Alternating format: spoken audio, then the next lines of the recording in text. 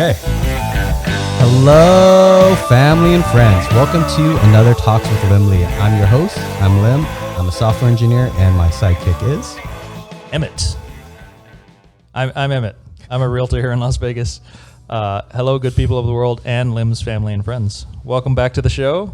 We're also happy to have Renee back. Is this a third appearance? Third appearance.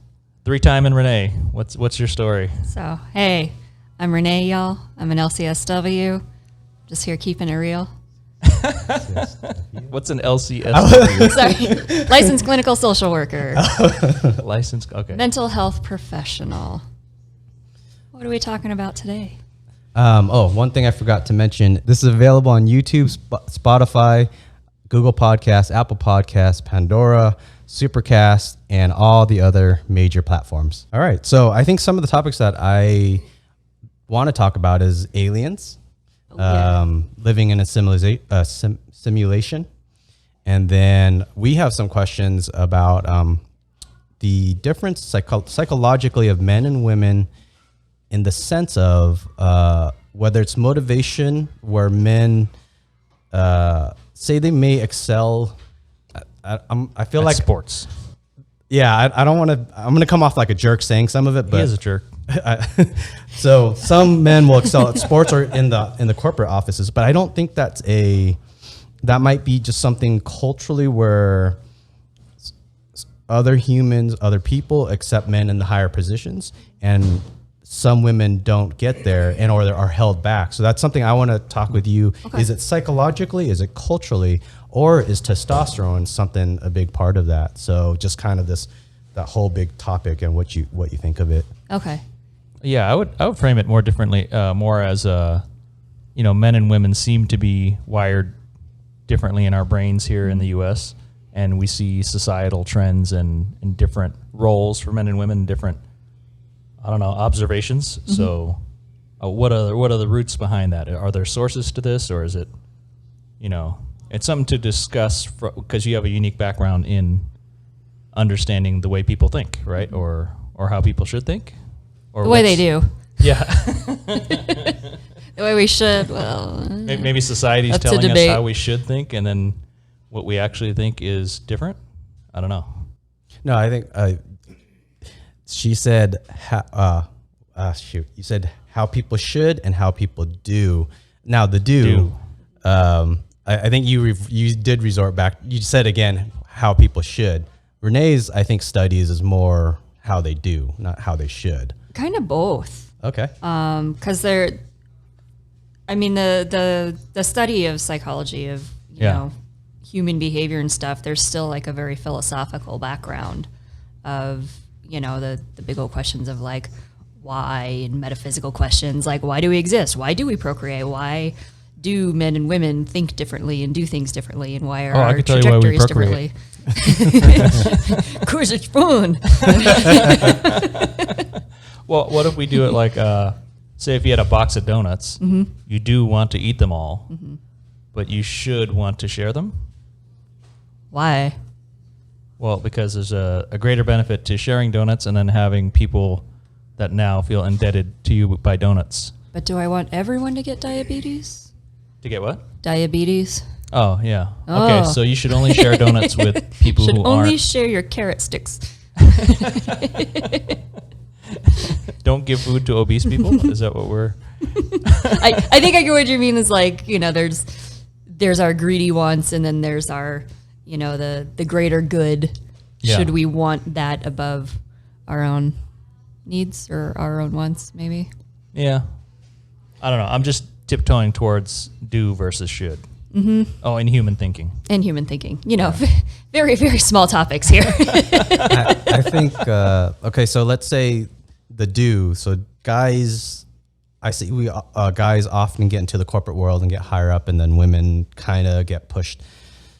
They're either blocked, there's a ceiling of some sorts, or it's just, I think testosterone has a lot to do with, I theorize. I don't know. Where would you, if I were to say, why is there not more women in the higher corporate world, what comes to mind first to you? I would say it's a combination of things, a lot of which are societal influence.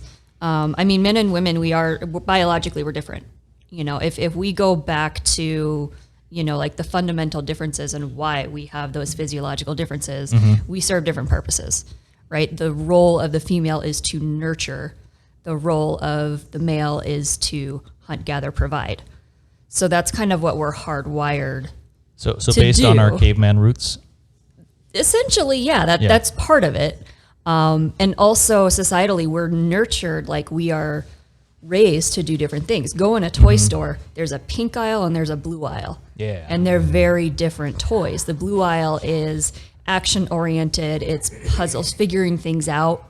You know, like competitive stuff, that's where all the race cars are, that's where the action figures are, that's where you have like most of like the Lego sets, building sets, those are in like the boys aisle. I think I saw a recent picture where they're trying to do the toys like male and female, boys and girls in the same aisle. Have you seen that? Or I haven't. I worked in a toy store back in college, and like it made me sick because I was the little girl that like I would always have like baby dolls, and I'm like, what am I supposed to do with this? Like I don't know. I want to solve something, but I was a girl, so I got everything in the pink aisle, and it was just like little humans, and all I could do was put clothes on them and take the clothes off, and that's all they did. I was like, this is stupid. Like, what? I want to build something. I want to create something. I want to go, like, you know, race cars. We've been trying to take clothes off of women ever since. You've been in the wrong aisle, bro. In the wrong aisle. Where do you think? That how much of an effect on girls the toys of blue? I can tell an anecdote real quick. Just today, Marielle was telling me about she went to a friend's party and her friend said her 3-year-old daughter was kind of mimicking her putting on makeup, and she had quoted something like, you need to put some blush on the apple of your cheek, and the mom was like, I don't tell you that stuff. Where does that come from? Like, she doesn't even know. Like, that's her mom of a 3-year-old presumably knows all about her life, but she doesn't even know where that particular phrase came from. So all around us, society is kind of hitting us with these expectations or roles, or it is. And a lot of it is, I mean, it's not like people, I don't think that a lot of parents intentionally put their child in this box of like, you are a girl, you're here to make babies and that's your job. But, you know, we have like gender reveal parties and like, oh, make a big deal out of pink. So now I'm going to get everything pink and you're going to just live that pink life.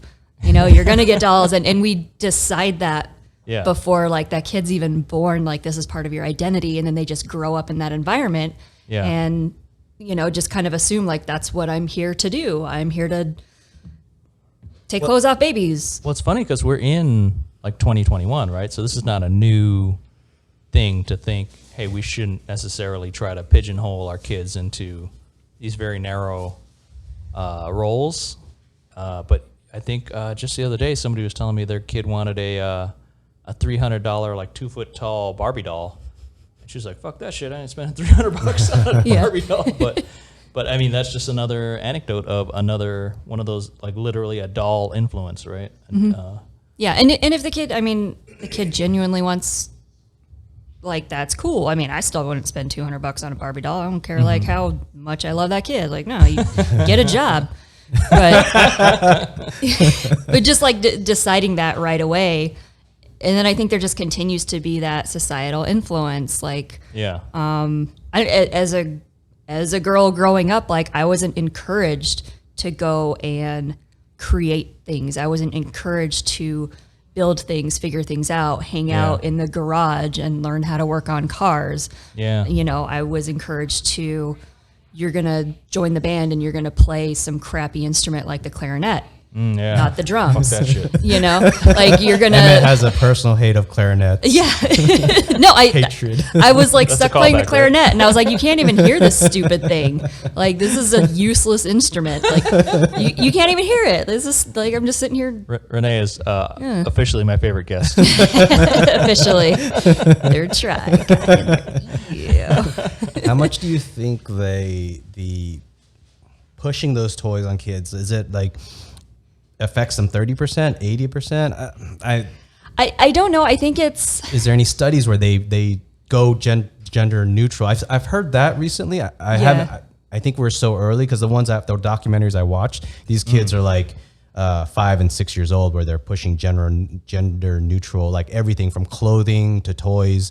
They give the kid anything that they want to choose, but they don't push any specific toy. Now, there's going to be stuff that's if they watch TV, YouTube, they're going to see commercials that's tailored to one side or the other. But have you heard studies? I mean, I haven't looked at a lot of research on it, but I definitely think that just giving people the option, and the earlier that you can make it known that they do have options, the less resentment is built. Because there's a lot of adults that are like, if only I had had this opportunity as a child, I could be in a career field that I really want to be in, instead of, I always felt I had to be a teacher, and so that's just what I did, and, hate my life, or, whatever's going on. What's interesting is the toys is just a start, because then you go watch cartoons, right? And I grew up watching G.I. Joe, but obviously there was also My Little Pony was on. Yeah. A different time or a different channel. Hey, My Little Pony was a kick-ass show, all right? They had I was a boy, I didn't watch that bronies. Nowadays they got bronies. Yeah.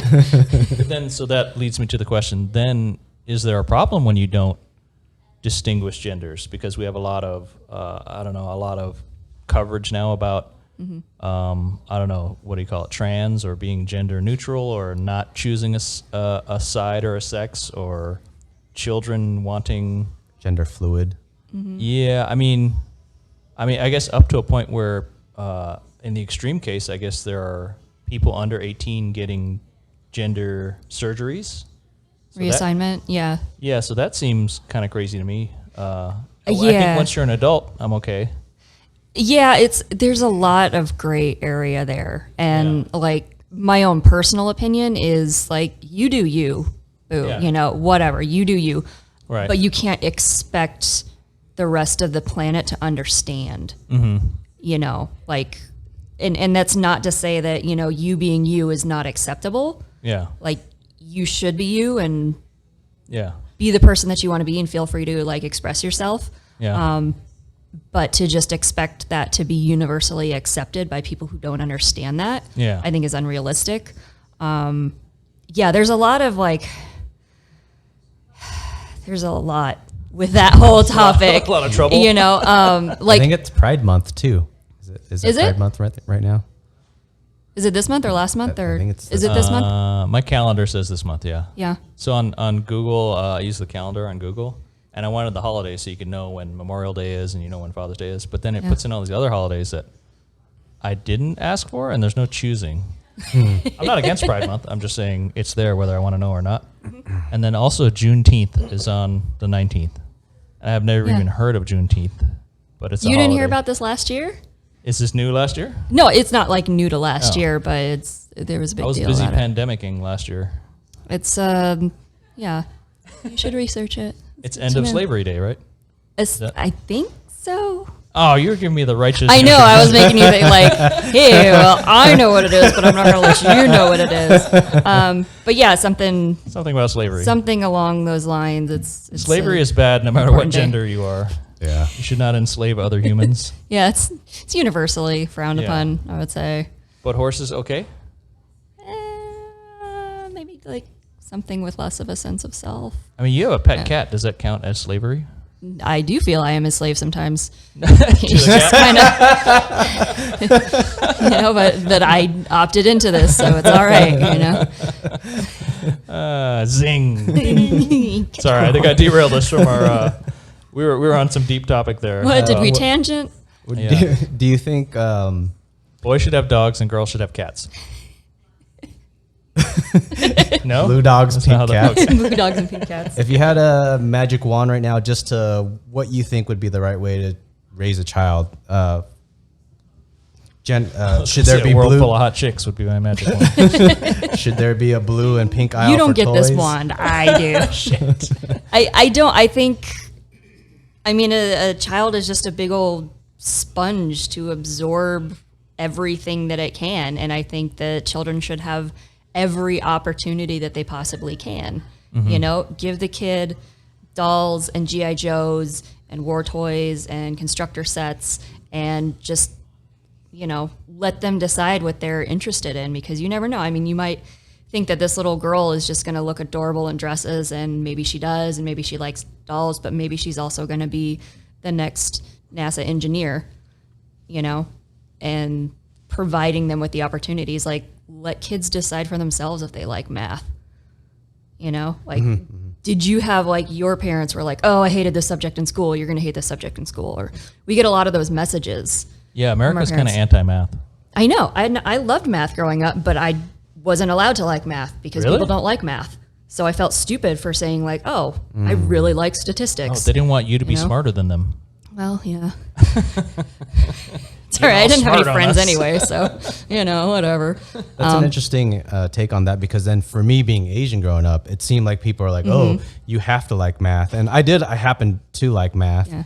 And I felt if someone, I mean, I'm able to, I guess, try to sympathize with what you're saying. If a bunch of people said that's not cool, then I probably wouldn't have done it, because, you know, every kid wants to be popular. Yeah. But because everyone was saying, oh, you're Asian, that's fine, you could do math, I was like, okay, cool, I'm going to continue liking math. You're supposed to. Yeah. They're like, here, math this. Yeah. Yeah, exactly. Can you math all these things for me? Yeah. Yeah. One of the topics that with this male and female thing that came up was because as I do a lot of invites for this podcast, I find that the majority of men that I message, they respond that they're more willing to come onto the show.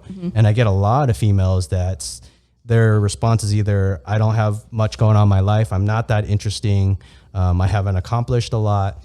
And I want to be I would like to be super equal to give both sides a chance to come on the show. So my show isn't 85% male because I want it to be. Yeah. I actually would prefer the flip side, actually, more females than guys, but I don't get to choose that. So why are women reluctant to come onto a podcast? Yeah. And I think, well, no, I think that whole glass ceiling concept, it's still very real. Oh yeah. And which is sad because like, it's just stupid, but you know, so we get this message all throughout our lives, right? Like, you know, yeah, go to college, get a career, that's cool, but ultimately your job is to parent. Like you are here to make babies and that's your job. And if you want to have another job over here where you make money and you're self-sufficient, like that's cute, but you need to be able to do this too. So we're sent these different messages on what our priorities should be. And even amongst other like career-oriented women, there's a lot of negativity if you prioritize your career over your family, or, you know, just as a woman in her 30s, like there's a lot of judgment of, you know, where's your kids? Shouldn't you be at home with your kids? Shouldn't you be making dinner for your husband? Or your clock's running out. I know, right? and I don't think that men receive that message as much. Like you don't just run out, you know, like we do. But for men, it's almost like you'd almost be forgiven for being kind of a crappy dad if you were successful at bringing home the bacon, right? If you could provide for a family and give them a nice house and send your kids to a private school and, you know, there's a Suburban in the driveway, then people would see you as a provider and they go, yeah, he's not very good with the kids. He's not emotional. He doesn't help them with their math and he doesn't take them out to play football, but he's working so much. And they never wanted for anything. See, I think of those as kind of old-fashioned things, but are those still current? I would say that there's still a lot of that societal pressure. And for career-oriented women, like we still have to be that much better. You know, like just as a lot of minorities do, like just because you don't fit this template of what corporate America looks like, you have to be that much better with your work.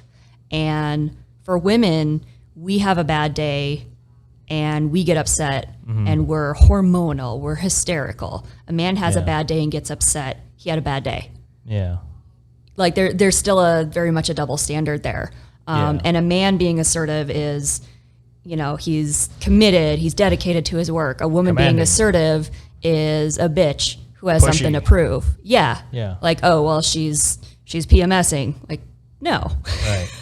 You know, I'm asserting myself. So there's still a lot of that, and it's. Would you call them destructive gender stereotypes in the workplace? Is that what we're? I think that's a good way to put it. Okay. Did you come up with that by yourself? No, I'm just trying to analyze what you're Okay. saying. I mean, Or there's. interpret what you're saying. That's a good phrase, though. You should What write did I that down say? somewhere. Destructive gender, Yeah. something Stereotypes in the workplace. Yeah. Like even so in my field, the field of social work is heavily dominated by women. Okay. Yeah. You know, because it's a nurturing kind of job. Well, because dudes don't go for that degree, right? Yeah. I mean, there's a handful that do, but it's like 5-10%. Yeah. But when you look at supervisory positions, they are heavily dominated by men. So you're looking at 5 to 10% of the population has the vast majority of leadership positions. Oh, so within if my I had gotten field. a social work degree, I could have been a boss. Really easily, Heck right? yes. Okay. Yeah. I had a joke with one of my friends that I worked with, like after we had both got our clinical license around the same time. Yeah. You know, I'm a white female, he's a white man. And Yeah. I was like, watch, when we, you know, start moving up the ladder, Yeah. you know, you're going to be my boss, Yeah. even though I got licensed a year before you did. Ah. And lo and behold, we're at the same organization now. He's been promoted for a year or so. Right. And I'm just still here, like, being overqualified.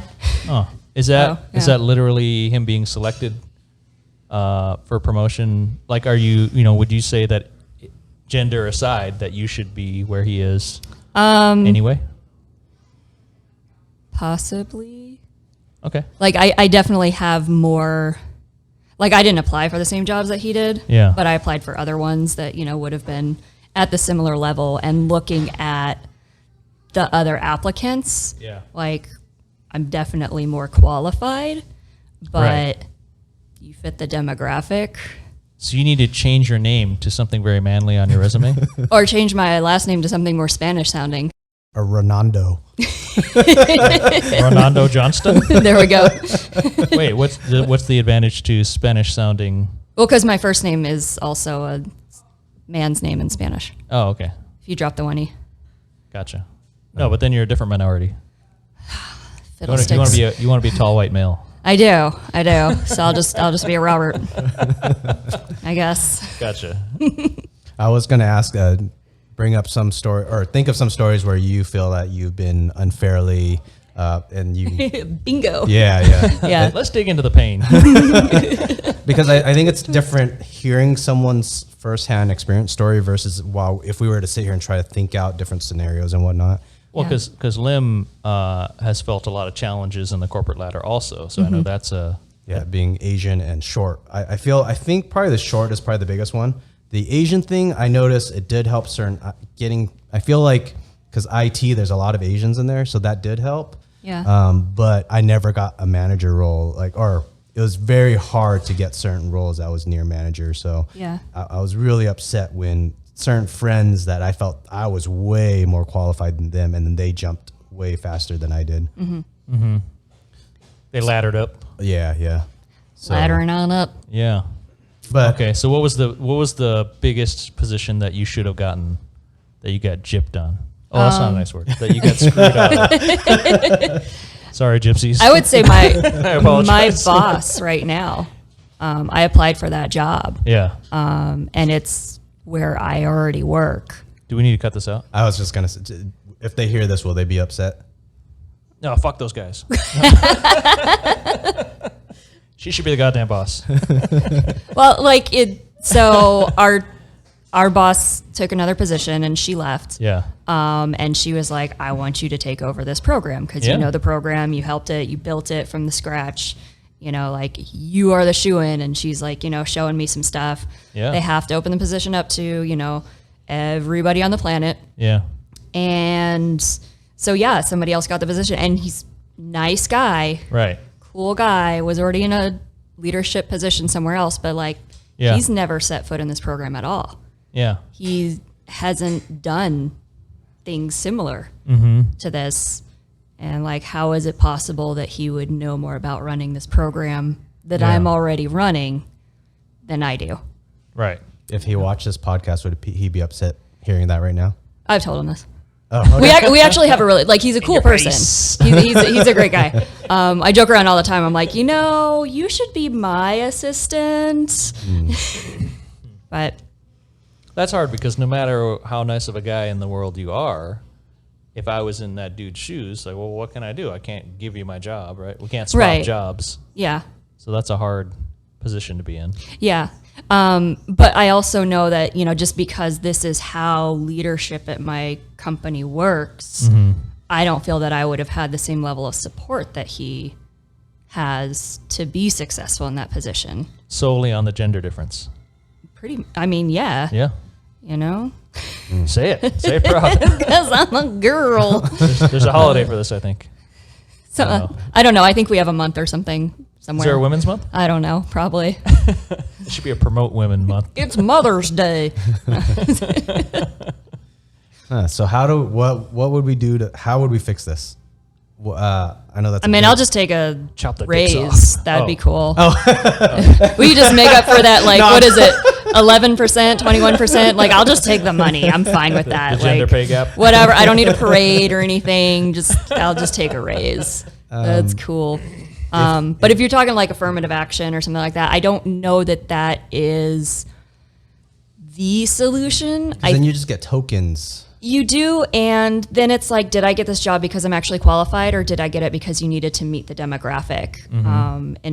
And I know of a few people that are in like higher up positions, and that's kind of like the identity crisis that they're struggling with. Like, did I really earn this? Am I really the best qualified, or did you just need somebody that looks like me for the photo? Yeah. And I think again, it's like you got to back the truck up a lot more and look at those opportunities when people are being groomed, to have the background, to have the assertiveness skills that they need, and to have the understanding of like, we all look different, but it really depends on like our skill set. And that's what should matter most. So if you want to back the truck up to Legos, I have seen very girly Lego sets now. They have they're like princess dollhouse kind of. Yeah, that's stupid. Okay. If you look at those sets, they're not compatible with the other ones. Like, look at the figures; they're totally different. Yeah. So again, you're pigeonholing, and you're saying you need a special set because you're a girl, and you need to have a bigger figurine because I don't know, like you're too stupid to figure out the smaller one. Like, no, they can't be pretty if they're the small, clunky. But like, why do you need a pink Lego set? Can't you make that out of a regular? It's like the gateway to the Technic set where you build a dump truck. So this show we've been talking shit about a bunch of companies, and I feel like we can't get sponsorship. So fuck you, Lego, for pigeonholing women. No, I like Legos. I really like fuck Legos you, Lego. too, but I don't have any. Don't listen to Emmett. Listen to Renee. So that's a new like girl set. Yeah. When I was younger, there was actually like they started doing this like girl Lego set thing. Yeah. And it was like everything was like a horse farm. It was like every single set was like, and here's the stables for your ponies. But it was regular sized everything. It was compatible with other Lego sets. So I didn't really have that much of an issue with it because I was like, one, I get more horses and horses are awesome. I wasn't happy that every single set was white, pink, and gray. Those were the colors that everything was. Like, here's your little beach house, and it's white, pink, and gray. And here's your little horse trailer, and it's white, pink, and gray. You don't want a boy to accidentally buy the horse set. I know, right? What would happen? He might catch the gay. So, oh, no, pink. But it wasn't like I don't know. I have issue with the new Lego girl sets just because they don't like what if she wants to go and play in the castle over there or the pirate ship? Well, so I will purposefully buy, I have friends with kids, so I'll buy them the age appropriate set of like the RV camper or whatever, and I'll try to pick something that's like camping with an RV and it's got, all the a family or something, right? Yeah. So that seems gender neutral, or a truck with a trailer and a boat. I think like until this whole like girl set came out, like I always felt that Lego was pretty gender neutral. Like Duplos are it's just bricks. You just build stuff out of it, and they have like animals and stuff. And I always felt like they kind of were, but now it's like we have special ones just for girls. I'm gonna guess that they don't have too much of an agenda beyond sales, right? Right. I think they're just seeing what sells. Mm-hmm. If I had to guess, if I was running Lego, then I would. If people want these girl sets, we'll make more girl sets. Probably. We'll see if they sell. We want more Star Wars sets. Yeah, we want more Star Wars. There's a lot of Star Wars, right? They're amazing. Yeah. But if you're talking about what sells money wise, then that's going to be parents that are stupid humans that, there's a little girl set. that's pink that has big blocks for girls, and then the mom is going to push the dad to buy that. Well, I'll take Lego's position and say, well, there's a whole girl aisle. Us having girl Legos ain't going to change anything. You know, we're not creating these generational stereotypes that are being passed down. But if you're going to sell all this girl shit anyway, how about we sell some girl shit? Girl toys. Sorry. Which makes sense. No, it's all right. You can call it girl shit because most of them are shit. We need Asian Legos, or is that Ninjago? No, Ninjago is racist. I was just gonna ask where's the German Legos, but whatever. We're being all inclusive here. Wait, why do the Germans get Legos? I mean, they probably wouldn't because it's a Dutch company, right? Yeah. Lego. So yeah, Do they have different sets over there? I don't know. I Can haven't. you get a beer hall set? Probably. I mean, you could make one. Yeah, you need the lederhosen on the. Oh, they definitely have a lederhosen Lego guy somewhere. That exists for sure. Well, okay, so if we back the truck up into space and look down, is there inevitably differences in the workplace because we have different genders? Like, can you equalize? If there is a difference, can you ever equalize? Can it be equal and different? I would say it's about equal opportunity and allowing people to leverage their own strengths. Yeah. Right? Because like different people, and not even just based on gender, but based on their personal history and their ethnic background and all these different things, like yeah, we would all provide different strengths to the same position, right? Yeah. So if it was like 20 of me, it's going to be very lopsided. I would like never fight 20 of you. Right? And whoever, like that company would just be like straight introverted assholes, you know, with other skills. Like there'd be some kick-ass spreadsheets, but it would be lacking in other things. I know that didn't answer your question at all. Oh, I see what you're saying. Yes. You want a diversity of talent is what you're saying. Yeah, I think that that's what's necessary for anything to be good successful. At labeling shit. You are. You're the wordsmith over here. See, and that's a strength of yours. Yes, I can make it look pretty. Nurture that. Nurture that. Well, I guess what I'm asking is, well, so for example, this podcast, women are more reluctant to come on, to respond to an invite to come onto a podcast. Mm-hmm. So, me being aware of that, I'm gonna think, well, there's something different about women and men. Yeah. Because obviously they're behaving differently. Yeah. The proof is in the pudding. So there's something different about men and women.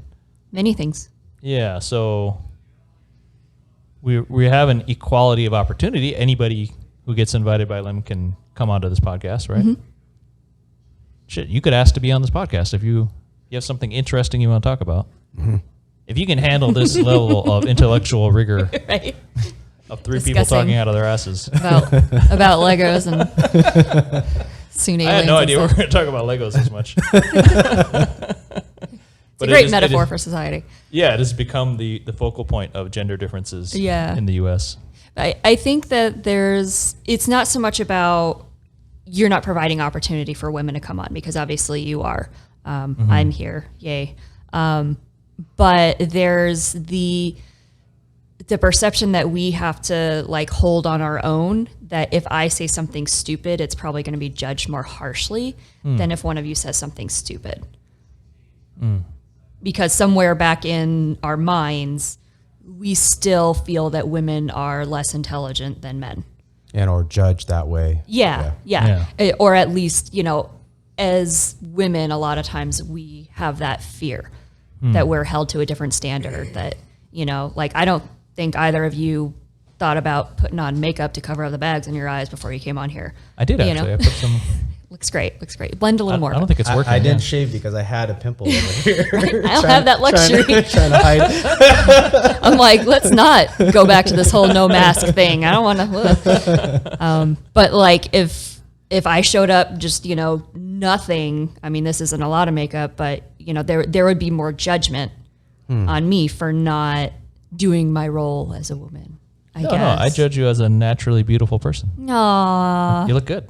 I feel like because it's the content. Maybe I'm so polar on this. Yeah. Because it's I'm listening to someone. I judge someone once I've heard enough of their opinions, their thoughts. Are they moral? Are they selfish? Are they greedy? And I don't think looks, height, race, to me, that doesn't matter. But I might be kind of on the... Also on Spotify, then your voice is your appearance. Yeah. So you're like super sexy on Spotify. Got that face for radio. I would say that you, Liam, are a more well-rounded earthly person because you are naturally inquisitive. And that's like more the thing that you look for is, do you have an interesting story to tell? Yeah. You know, regardless of what you look like. And or also probably through my history of going to work and being treated a certain way, I do try to, I spend a lot of time thinking about why I was treated that way. Mm-hmm. How can I treat other people so that they don't get that same effect? Yeah. You know, I don't know if this is too much of a sidetrack. Once the dump truck falls into the ocean, there was I saw some kind of article, I don't know, it was a meme or something. Some dude threw a party back in the 80s, and it was like an equal height party where you had these like, they weren't stilts, but like kind of platforms you could strap onto your shoes of different heights. And people were standing around at this cocktail party in New York. And if you were shorter, you had this higher platform thing, and people were all standing at equal eye level at this cocktail party. Interesting.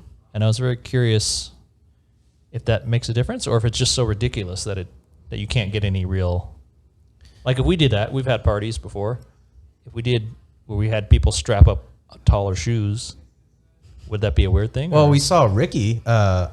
Ricky came He's a tall motherfucker. He's like 6'7". Yeah. And when he comes to the party, like women just like love the hell out of him. Yeah. The conversation afterwards was him, another guy, and another woman. I don't want to name names. It felt like that guy was so interested in Ricky. I'm like, whoa, this is weird. This Ricky guy gets so much attention from both races. The dude was into Ricky? Or both sides, both genders. No, I felt like the other guy was into Ricky. Like because he looked up to him like a commander, or? I have no idea. Okay. I'm not sure what was going on. I don't know if they're vying for that other female, or that other guy felt intimidated that female like potentially liked Ricky. I have no idea. Oh. But so now we're going into mating rituals. Yes. Yeah. But height has so much effect on dating too. Yeah. It is the number one thing that women look at. Yeah. Oh, you want to? Have you dated a guy shorter than you? Yeah. Damn it. You're like 1 out of 10,000. Most women. Yeah, you know me dating 10,000 guys. No. I'm one out of 10,000 women. You're one of the few women that are willing to. 9,999 other ones were taller. Because you hear so many women. I've heard it. I've heard word for word. They say, "I cannot date a guy shorter than me." Yeah. And then many of them will. I've seen so many like posts on Facebook where they say, "I will not date someone shorter than 6 foot." 6 foot, yeah, which is stupid. Tall guys are assholes. I'm sorry. It's just, Yeah, because through my extensive Ricky, research, you're an asshole. well, because they got all these women coming after them, right? It Yeah, changes your behavior towards. You got a soft spot for short fellas, you know. It's just, Yeah, you know, I actually don't mind that women will select for height. I mind when they're dishonest to themselves about it. Mm-hmm. And they go, no, I want a guy with a great sense of humor and that really cares about me. And I want a guy that's smart and successful. And then you look at who they're dating, and it's just not any of those things. it's tall douchebags. Yeah, you're dating guys with tattoos and tattoos. Bad boys, right? My goodness. Maybe even a piercing. Yeah, well, I mean, certain people are attracted to certain things, right? You got it there. Is there an inverse correlation? Not trying to height shame you.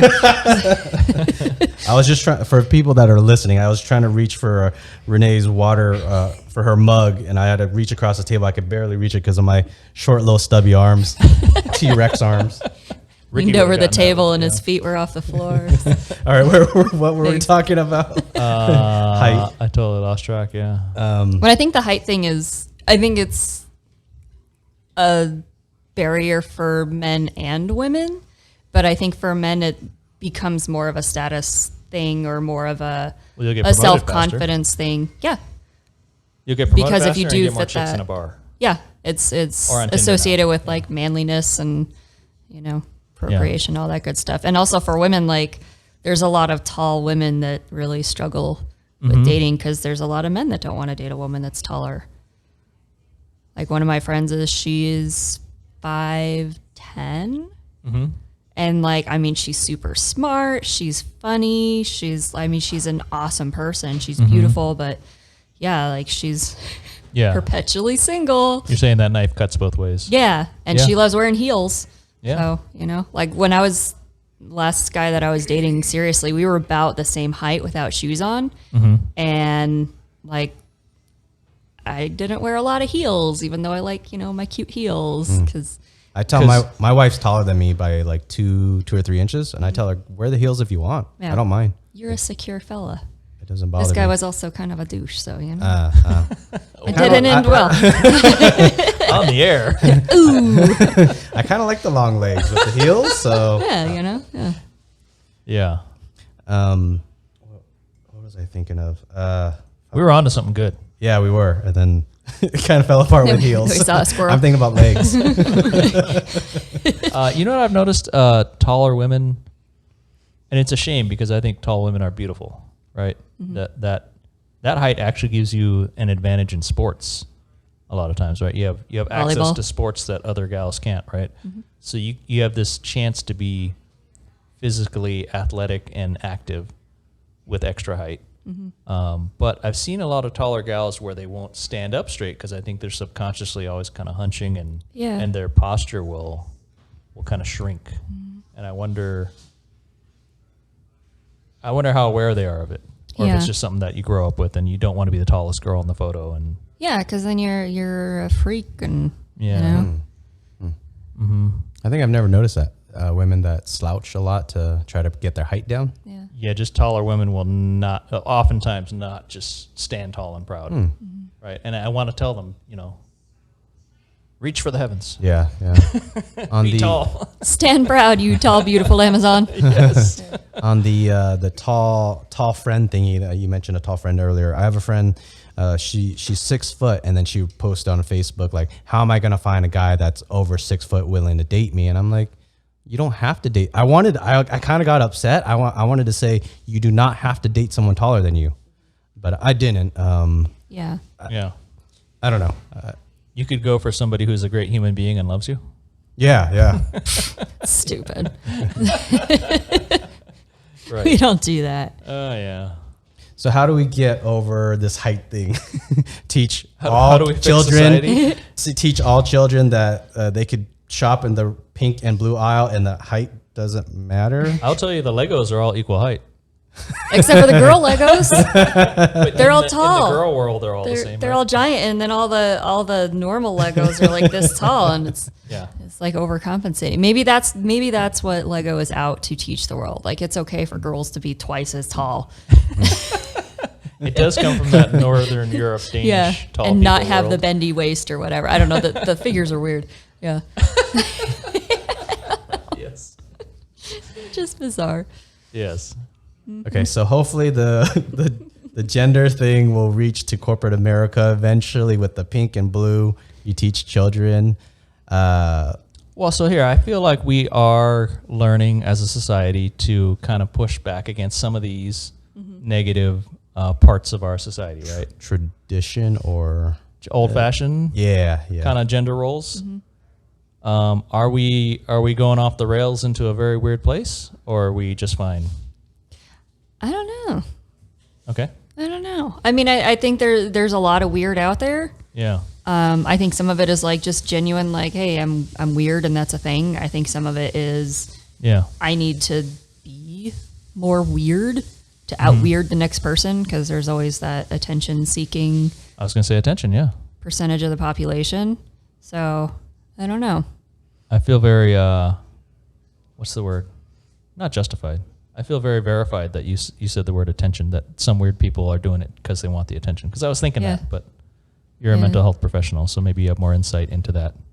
Yeah. Well, and that's when you were talking about, like, gender fluidity and, people reassigning their genders and stuff. It's there's a part of that is a person just trying to be their genuine self, which, like, I will always support. And there's another part of that is an attention seeking. Well, here's the thing. Like, say you're in a regular corporate job, right? And Bob wants to wear a dress to work. And he says, I I should have the right to wear a dress. I want to be more like a woman. I don't want to be Bob.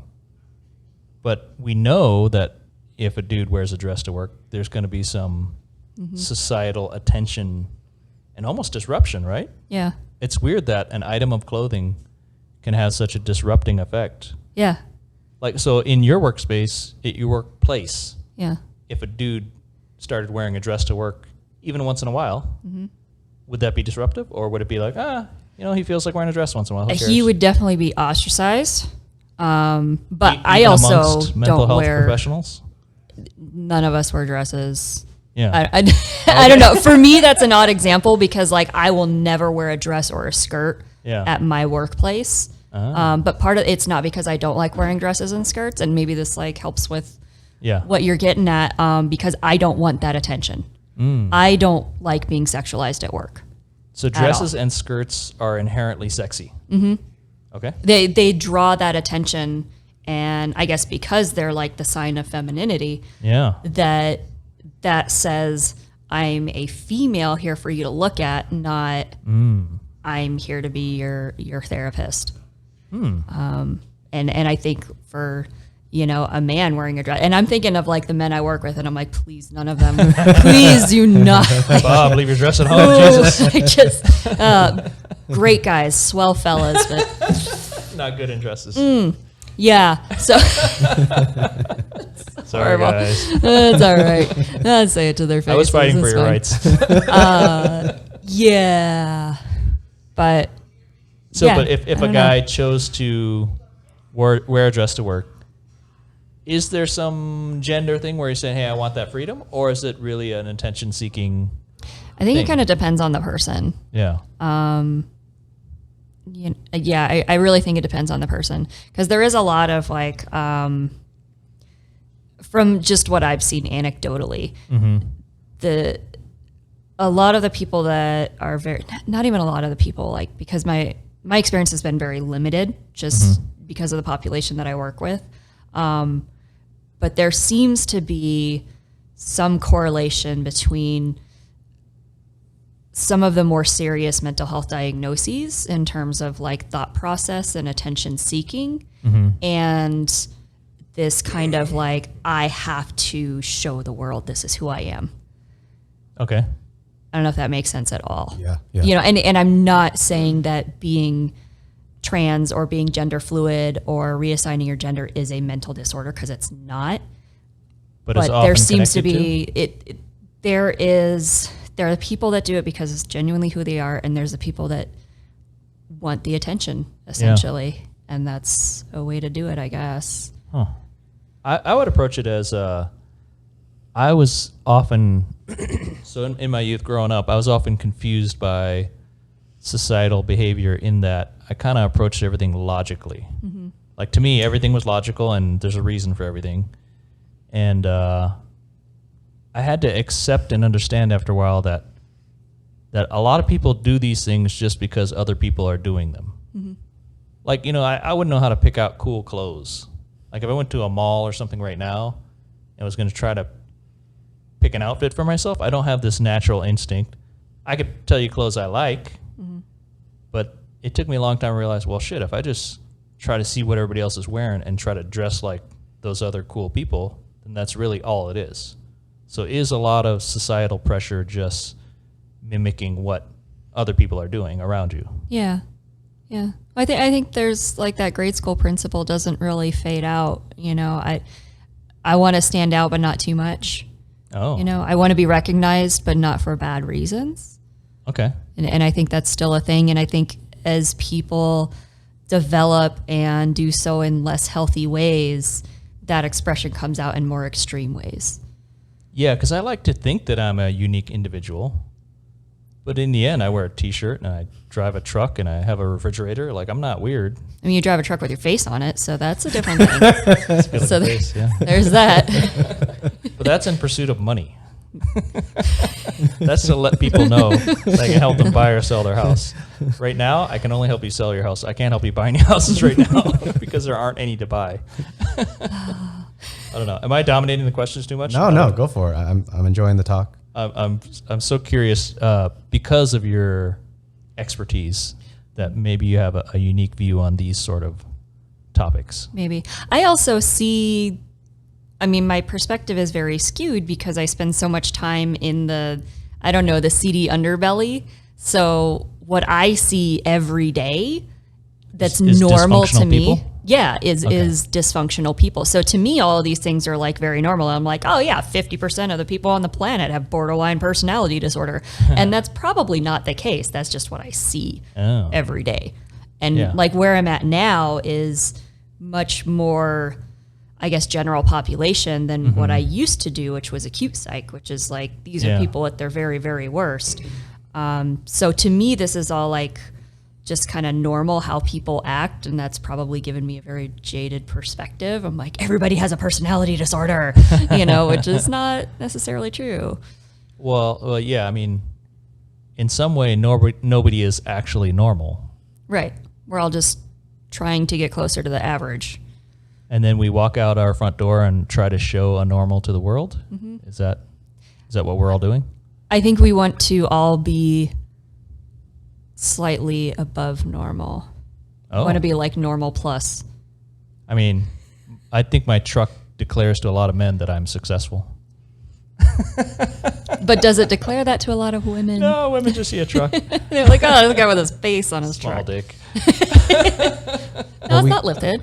That's what we see. We see like a giant lifted, Well, like, so for the listening audience, it's a Ford Raptor, which is as close. It's probably the off-roadest truck you can buy stock from the. It screams, bro. Yeah. It's actually like you start it and it's like, bro. Yes. I'm gonna think that every time I start. I might just shout it out like a caveman, bro. But it's as close to a monster truck as you can buy from the dealership. Not that I don't buy from the dealership. I buy used, but It's all right. I love Ford. I got broed out straight from the dealer, so it's okay. Gotcha. Love that thing. I can't afford it from the dealership. It's expensive. I was having a YOLO moment. Yes. A little bit of a tangent thought when you guys were saying, or when you said people want to be above average or plus. I think even the saying when you could say I'm smarter than the average person, or Yeah, me too. so I think Yeah. I think we humans must have that must be a what am I thinking, like a cognitive desire to fit in. I think that goes into the Maslow's theories and stuff, hierarchy and whatnot. Yeah. I think I think we were talking about this before, to a certain degree, that like, even though we're no longer like competing in the way that we used to for like resources and ability to reproduce, that's still kind of hardwired. Yeah. Like I still have to be sexier than the girl next to me so that, I can attract more potential mates. Yeah. Even though like, I don't want kids, like even though that's not like my conscious desire, that's still like hard greened. Wait, into so us. If dudes contact the podcast and say, hey, I'm really into that Renee chick, do you want us to let you know? Or I'll be like, how tall are you? Let me see your teeth. Just examine them like a horse, Yeah.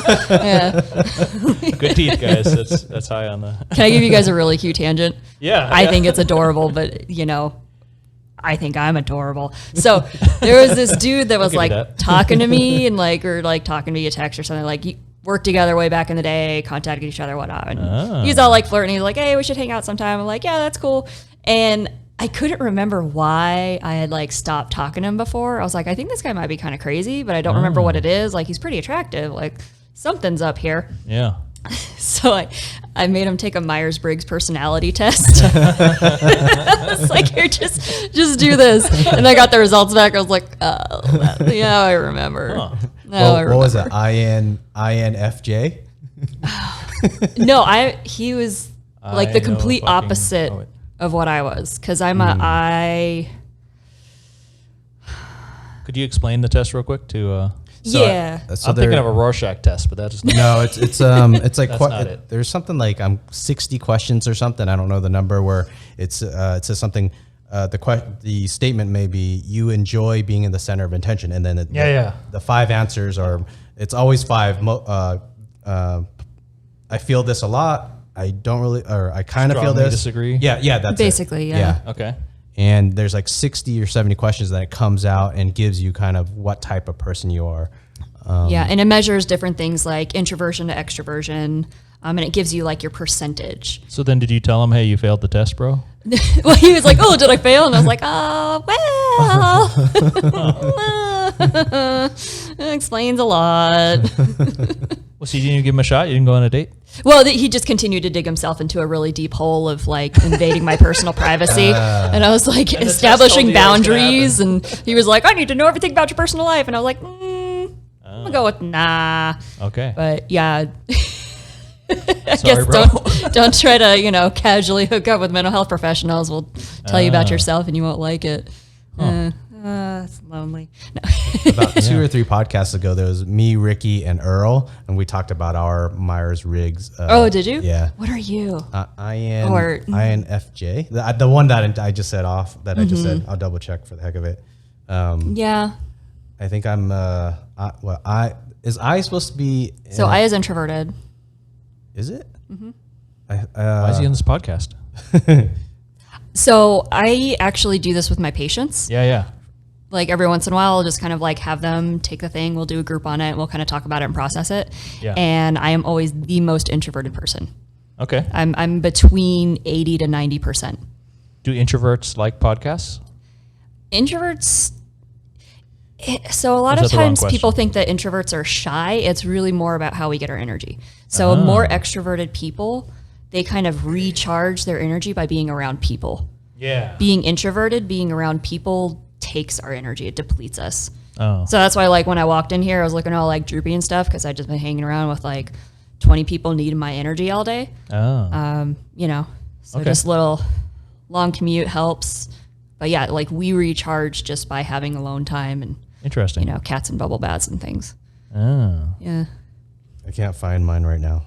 IN something. INFJ. Does one of those letters stand for losing information? Yes. Disorganized? Yes. So the one that I usually use, I don't know if I'm not plugging anything here. Sure. No. So But there's an easy one to use. It's free. It's called 16 Personalities. 16? Okay. 16. The number 16. But it actually tells you like what all the different things are. And is there a 4 times 4 of options you could be? essentially. Okay. So there's I'm a 4. math guy. I'm actually going to pull it up right now. I'm smarter than the average math person. I'm an ISTJ. No, I'm math J. no. ISTJ. I don't know Yeah. what the STJ is. So you're probably INFJ or ISFJ. Oh, I'm sorry. ENFJ. Are you? ENFJ. I thought it was I. Totally lost. I'm LOST. Yeah, you are. Okay, so how would we fit in a conversation together? Oh, yours gave a cartoon. Yeah, it gives you a little thing. Yeah, mine's a little. Do you guys use the same one? Yeah, 16 personalities. Yeah. Okay. Hey, do it, guys. You get a free cartoon out of the deal. Right? You look like a king. Here, Do you have? Is that your actual results? Are you a A or a T? T. Wait, did yours give you a girly cartoon? You can set it to do that. I'm Because this I like wouldn't want it to stereotype you. old scientist looking guy. That's not you. That's totally me. Okay. Look at the glasses and the pulled back hair. You're an old scientist trapped Holding a in this pen. hot young lady's body. Pretty much with my clipboard with a spreadsheet on it. Disqualifying men Yeah. by checklist. And look, there they are, Al and Ben, just disqualifying all of it. You're out. All right. Probably just gonna have to instead edit all of this instead out. of dating apps, you're disqualifying men through the Myers-Briggs. I figure this is easier, like Yeah. Wait, would a Myers-Briggs based dating app work better? I'm Well, sure that that's- there is. That was probably what was the old Match. Give away the idea. Match. 47 levels of compatibility. Not Match, but it did. eHarmony. eHarmony. There you go. Oh yeah, Yeah. probably. Yeah. But Because they talk they about now? all their different Oh yeah. compatibility well, things. where are they so- now? It's Tinder now. So you see where humans are going with all this. Yeah. I hear from my friends that Tinder starts with the height requirement. Really? That a lot of chicks will just write, I will not date a guy under. Oh yeah. A lot of women would write in their bio that says will not date 6 foot or under or 6'2" or whatever. And then I think there's a thing where dudes have to lie their height up. Is Tinder like the housing market where it shows like how long she's been on here without a, I will not date somebody under 6'2". She's been on here for 3 years with no matches. That would be fantastic. That would be great. Just kind of shows you the 67 age of the days on listing. market. Yeah. Where do you think for the, I'm jumping way back to the men and women thing. Where do you think testosterone plays into like the workplace, to equality, being treated in society and whatnot? I don't know. That's probably more of like a medical professional's question, but there's definitely like from my understanding, it would help out with like motivation, competitiveness, like in more cutthroat and competitive areas. I'm sure it's more helpful, but aside from that, I'm not sure. Gotcha. So testosterone motivates with anger or agitation? Does it get you moving, or what's the... That would be the theory, I guess. Yeah. Less compassion, like if you guys are competing for the same job and, you're all teed up and he's not, then you're not going to really care if I would recommend you Liem step on him. if we were going for the same job. Aw. Wait, what? I would recommend Liem if we were the two candidates for a job. Oh, I would recommend Liem. You mind if I Thank take you. a 2 minute? yeah. Okay. Go for it. We'll have to touch on cryptocurrency later, whatever questions you have. After we talk about skirts. Skirts. I like skirts. I'm going to go then. Skirts and high heels. No, are skirts and dresses... Sorry, this is from earlier. Are skirts and dresses considered sexy? I think I think she said it as it's feminine. It's not that she was saying that it's sexy. So I think that's what I got from your answer. There's a difference. Yeah. If a woman is wearing a skirt or a dress, is there an additional sex appeal? That would be my question for you. Yeah. Skirts, yes, or short skirts. Long dress, any of them that are shorter. The more skin you're showing? Like I wear a maxi dress because it's one article of clothing I have to put on, and I am too lazy to put on pants. A maxi dress? We're not good with fashion. It's a dress that is just like a long... Like a muumuu? Like a long dress. No, I mean, they're like cute and stuff, but Neum's guys are like, into- ooh, you got all dressed up. And it's like, no, I am too lazy to put pants on right now. Yeah, Neum's really big into dresses. She doesn't wear them here because she does find that the American style of dressing is a little bit easier. But in Vietnam, for whatever reason, that's what she said. It was just easier. Just throw the dress on and then get out. Didn't have to worry about it. T-shirt, pants, whatever else. I can tell you one point of confusion with men and women in America. To men, a skirt is short and a dress is long. To a woman, a dress starts at the shoulders and goes down, and a skirt starts at the waist. A skirt is a bottom. Yep. Yeah, so men are confused about this. Oh, okay. So when we say skirt or dress, I think we're talking about the length of the garment. We're talking about the length. The stupid men, yeah. Your title, not mine. Yes. No, we are stupid about dresses. That's all right. You don't need to know. Okay. There's some information, like, we don't all need to know everything. There's only so much room in there. Yes. That's fine. We're too busy thinking about sports. Yeah. No, my curiosity was, what makes them sexy? Is it because there's this implied open access? Is there this tantalizing possibility? I mean, that's a question for you guys. Like you see, so I showed up, from work, so I'm wearing slacks. But if I showed up in a dress, what would the different perception be? My answer still goes back to if it's showing more skin, then that's sexy. But I think still going back to what I said earlier, Renee's looking at it as just skirt or dress is feminine, not sexy. But you're thinking of sexy. Yeah. Well, so a girl could be wearing like short shorts, right? Mm-hmm. And there's no implied open access that the dress or the skirt hints at. Or, I mean, you could go back to that Marilyn Monroe movie, right, where the vent blows up her dress. Mm-hmm. That's super pornographic for that time, right? I mean, I wasn't there, but yeah, I'm assuming.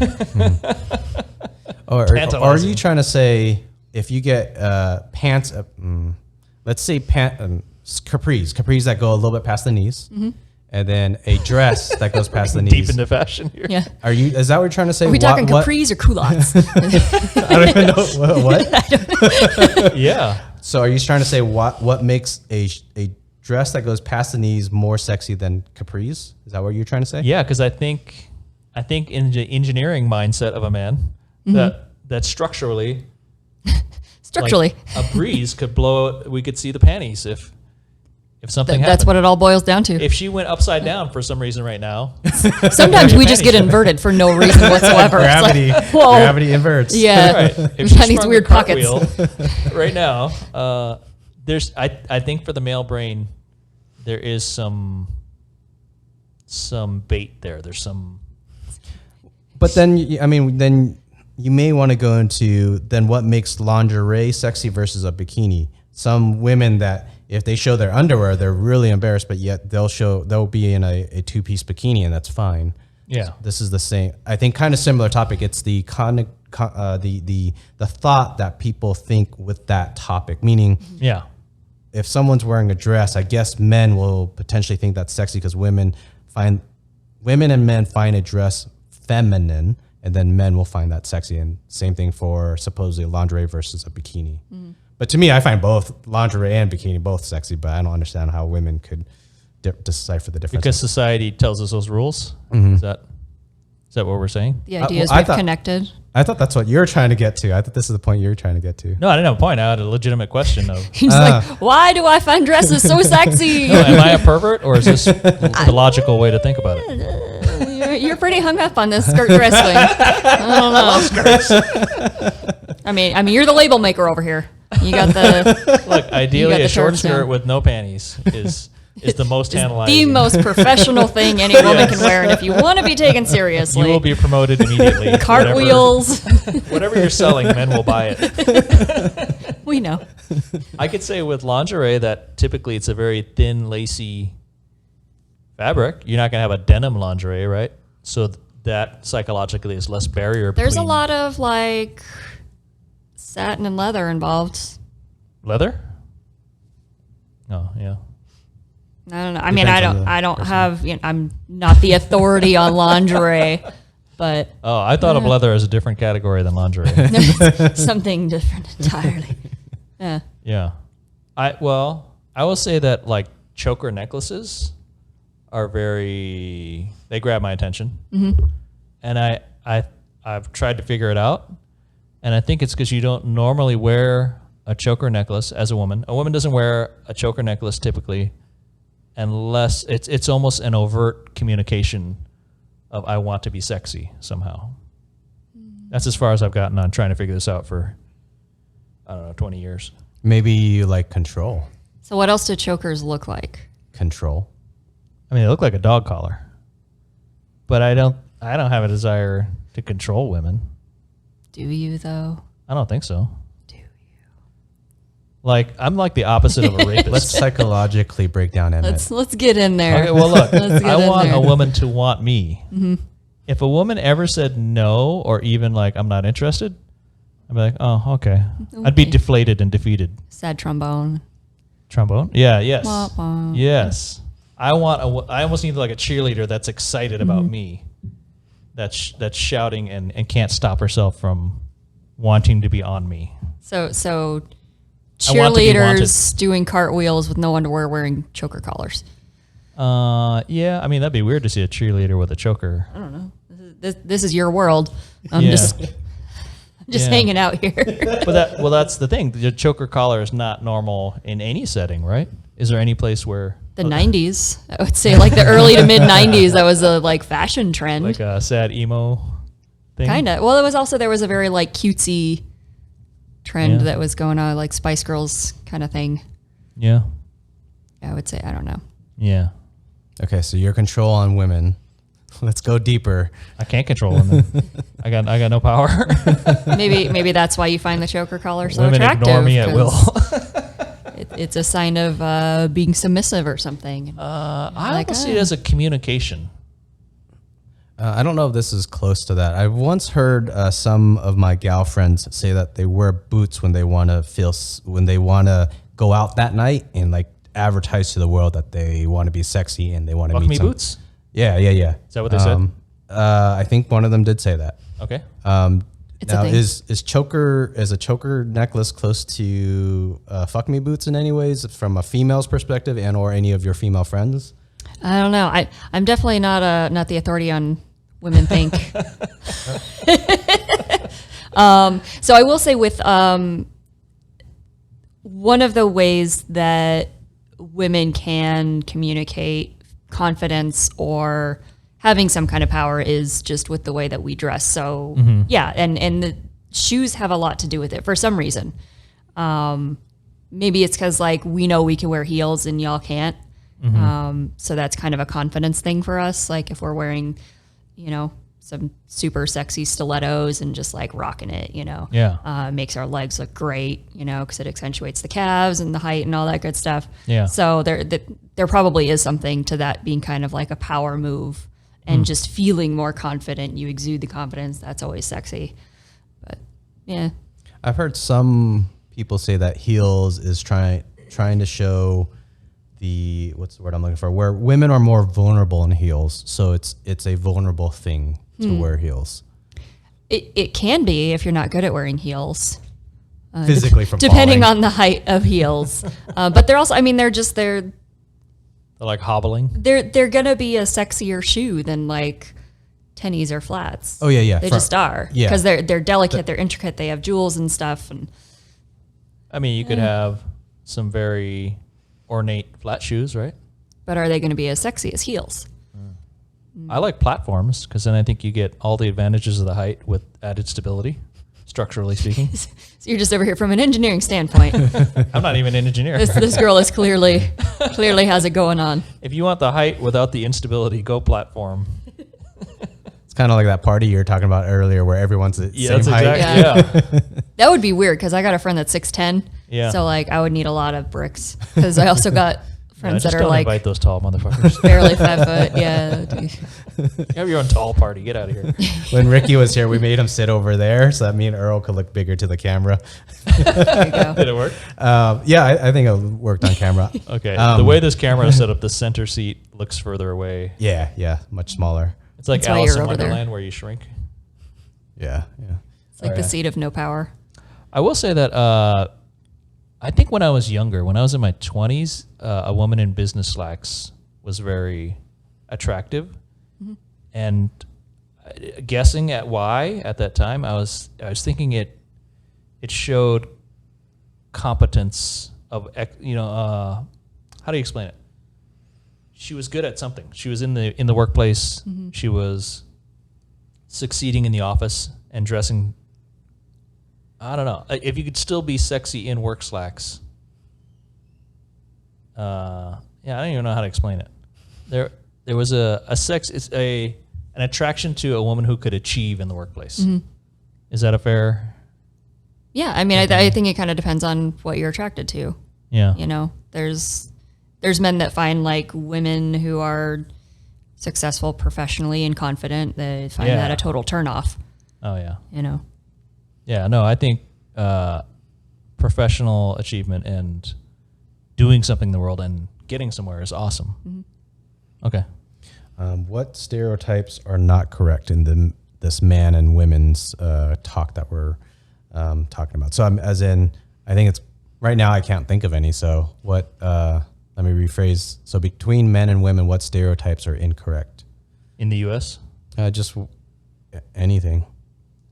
I think this was something that you while we were driving in your manly truck the other day with your face on the side. Was I shouting at women through the window? No. Stop crying. do a cartwheel. At the time that it made sense to write this down, it was which stereotypes are not correct. I'm not sure. I mean, do women cry more? Are women more emotional? I don't know that women are more emotional, but we're allowed to be more emotional. So do men bury their emotions more? Oh, yeah. Okay. We talk about so for a lot of men, you're allowed to show like one big emotion, and that's anger. Yeah. Because that's what you're allowed to do. Like men a lot of times are not allowed to be sad or afraid. Yeah. And you still experience those emotions, but you're only allowed to express them as anger. So if you love somebody, you can still punch them. Yeah. No? No. I found that as I get older, I am more comfortable telling people I love them. Whereas a younger man, I didn't feel as comfortable. Yeah. I think that comes with just like coming into your own and like being more comfortable just with yourself. Yeah. You know, like a lot of the work that I do with the men that I work with is like, okay, you know anger, you know that, but there's 20 different kinds of anger that you feel, and what are those actually? And there's a lot of fear of feeling for men. You know, like if I feel sad, am I going to cry and am I going to be judged and viewed as weak? Yeah. If I allow myself to feel that. And once like you can actually allow yourself to do that and realize it's not that bad, like, okay, I cried. Ooh. Right. You know, it's not that bad. For me, getting older, I feel like, I'm guessing it's testosterone getting lower. I'm guessing. So like certain movies that my wife will watch, it's so easy to get teary-eyed. And Are you sure you didn't pick it? when I was in my early 20s, I think there's no way I would have teared up on some of those movies. So growing up, no older male figure told me like, hey, this would happen. Because I think that's very common, I think. So maybe as generations and traditions, as things change, I mean, I'll voice my opinion and tell the younger generation, your testosterone probably is going to come down a little bit, or things are going to get more sensitive and you're going to think differently.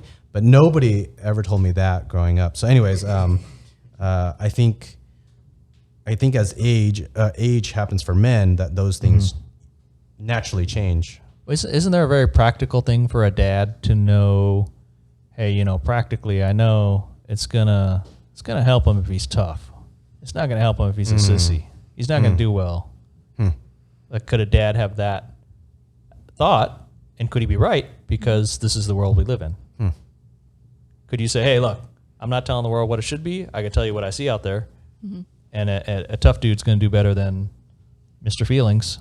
Yeah. He's going to do better in sports. He's going to do better in the workplace. He's going to go for that promotion, and he's going to... The only rebuttal I would have on that, I do agree with you. I think in this society where getting money is kind of the ultimate goal, seems like, for most people. Money. So then being aggressive to get that. Sorry, I screw up. I totally forgot where I was going. So where I'm going with that is the only probably the rebuttal that I would only have is guys that try to emulate that, and they may break down eventually. That's probably the only thing that I could think of that would have a very negative, catastrophic situation. That there's a lot of stress to living up to some other role. Oh yeah. Yeah. Oh yeah. Well, I agree with that. So nowadays, I think there's a lot of, do you know what Twitch is? The gaming? Yes. So there's a lot of Twitch, a lot of gaming where dudes will dress up like a cosplay girl and have a ton of followers. Not aware that this is a thing, but okay. I mean, they look like chicks. I mean, there's this cross-dressing cosplay Twitch thing. So if you were a tough dad and your son is this cross-dressing Twitch player, that'd be the opposite of what you want. But then if he made a ton of money, then would he be getting to the goal the wrong way? I guess it would depend on what is the dad's actual goal. Is it to have his son be happy and successful and, you know, enjoying his life, or would it be to live up to the standard that he's set? Yeah. Yeah. So is implied in success the proper route to success? Like, you can't shortcut to success the wrong way. Are these too deep questions for? It's not shoots and ladders here. We're a bunch of non-parents. Right? Everyone's screwing up their kids. You guys suck at parenting. I do look at life like shoots and ladders. Like, if I can get the shortcut. Right? Where is that ladder? But then you're going to fall down that big slide. Oh. I sucked at that game. I mean, I know there wasn't like skill involved, but... And then I was like, ooh, slides, wee. And I was like, oh, wait, no. So having fun in life is being a loser. I guess. That's what we learned from. Great at slides, though. I can slide into sucked at ladders. right, you guys want to talk about cryptocurrency for a bit? Did you have some? We could jump back to the psychology stuff at any time too. But was there some cryptocurrency questions? I want to make sure we have enough time for that. So I guess the thing that I've been struggling with, and I've been trying to get my old accounts back, and that's been fun. I'm just gonna. We could still talk about aliens living in a simulation, and also I had a psychology question later. Is there something better suited than this concrete jungle? But anyways, let's do crypto for a little bit. That's like a preview right there. You just I know, right? tantalized the audience. Up next, Coming up. All right, Stay tuned. Sorry, after Renee's cryptocurrency. So here's the thing that I'm struggling with right now. Because I've talked with you, I've talked with some of my other friends that have been more like on the investing side and then are applying that to crypto. I can't figure out how to get my money where it needs to go. Like, I have a bank account, I have this crypto account, and they're like, hey, do you want to buy this? And I'm like, yeah. And they're like, well, you need to have this thing that you don't have. And then like I did a wallet thing, and MetaMask. Are you're just making stuff up now. No, that's actually real. Oh my god! Are you That's on? not even a fox. word. It looks like Star Fox. Yeah. Are you on Gemini or Coinbase? I have Coinbase. So there should be a place to set up your bank account, and then you can transfer. You could bank transfer money to Coinbase, and then if you transfer like say $200, then you'll have 200 USD to buy and sell. Yeah. So then there's like these other, because of course I have like 8 different. Wait, so you're saying you have Coinbase? I have Coinbase. And you have it connected to your real world. Yeah, bank and they account? charge like a fee, right? Who? They- Coinbase. they'll charge a fee when you buy. So say you bring in $200. Yeah. I don't think they charge anything on that. When you buy Ethereum, if you buy $200 worth of Ethereum, they'll probably charge you like I don't know, maybe $10 or something. Mm-hmm. So you'll get $190. Okay. So I have. Is that similar across the exchanges? As far I've between I think Gemini, Coinbase, and I think Kraken, I've tested those, and they're like to the penny the same exact fee. Because if anybody undercut, then everybody would flock to the cheaper. Yeah. Yeah. I would imagine so. Yep. I think for a while, it seemed like Gemini was if I remember correctly, Gemini was the cheapest back then. Yeah. And then I don't know what happened. They probably figured out their own supply and demand on that. Well, I think because there's only 3 of them, unless you count Binance US, or they're currently in trouble. No, I think they're good. Binance US. So you have 3 or 4 US exchanges where you can bring US money in. Mm-hmm. So I think it's easy to realize if they have a race to the lowest fees that they're all going to end up at the same. Yeah, and that happened with all the stock exchange, like E-Trade, Scottrade, whatever else, Vanguard. I think there was a race to the lowest fees, and they're like, we could have made more money if we'd all held to our higher fees. So it's not, you wouldn't even need like an overt collusion. It'd be an easy realization for 3 companies to go, hey, Yeah. if we cut the knees out, we're all going to hurt. Yeah. Okay. So I guess once I put money into the Coinbase and I buy coin with that, can I trade with different platforms? So it depends on, so Coinbase has a pretty decent selection nowadays. They used to be like only 3 coins in there. Then they went to 12 coins. And I think they're now at like 30 or 40 coins. Yeah. So it depends on what you want to do. If you specifically want a certain coin that's not available on Coinbase, then I'll work with you to do that. So what you would have to do, So can you move your coin? So your money is sitting in Coinbase. Say you bought Ethereum or Bitcoin with it. You would now have $190 worth of Ethereum. Then would you have to move that to a off Coinbase wallet? So depending if there's some coin, say freaking Shiba coin, fucking the dog coin, the number 2 dog coin. If you wanted that, I think Shiba coin is the knockoff of Doggy coin. Yeah. So Shiba, I'm guessing is probably not on Coinbase. I'm guessing. So if you wanted to really buy that, you'd have to get onto an exchange that has Shiba coin. So you'd have to create whatever exchange that is. Whatever. Say Bittrex is the exchange. You would have to get the ETH from Coinbase to your Bittrex, and then you could trade on Bittrex your ETH for Shiba. So how does one do that? Do you have to like get one of these wallet things and put it in there, or you just trade across? You could send it across. It would be a withdrawal of ETH from your Coinbase account, and then you would deposit. You would send it to your Bittrex wallet. So each exchange, you're going to have like a wallet address. Yeah. And then you would supply that when you're withdrawing from Coinbase. You would supply the wallet address of the Bittrex one. So then there's these things that are just a wallet. Are those kind of like those just wallets now? Or what was that? Like are they still relevant? An offline wallet? So is that what we're talking about? That's where it would most likely go. For those type of wallets, most people would probably use that for offline wallets. So meaning, let's just use the example. Say if you bought that $190 on Coinbase and Coinbase bellies up and runs with it, you would lose that $190 worth of ETH. You're trusting Coinbase to hold your $190 worth of ETH. So if by chance you don't trust Coinbase for whatever reason, you could download something like MetaMask, which is a ETH wallet, and then you'd have your MetaMask wallet, and you would withdraw from your Coinbase to your MetaMask, and then you could just hold your MetaMask wallet so that if Coinbase bellies up, they don't take your $190 worth of ETH. Okay. Is it correct to say that offline wallet lives on the blockchain? That's technically correct. Everyone will call it an offline wallet. The offline piece is a lot of people will take that private key and put it only on paper. Mm-hmm.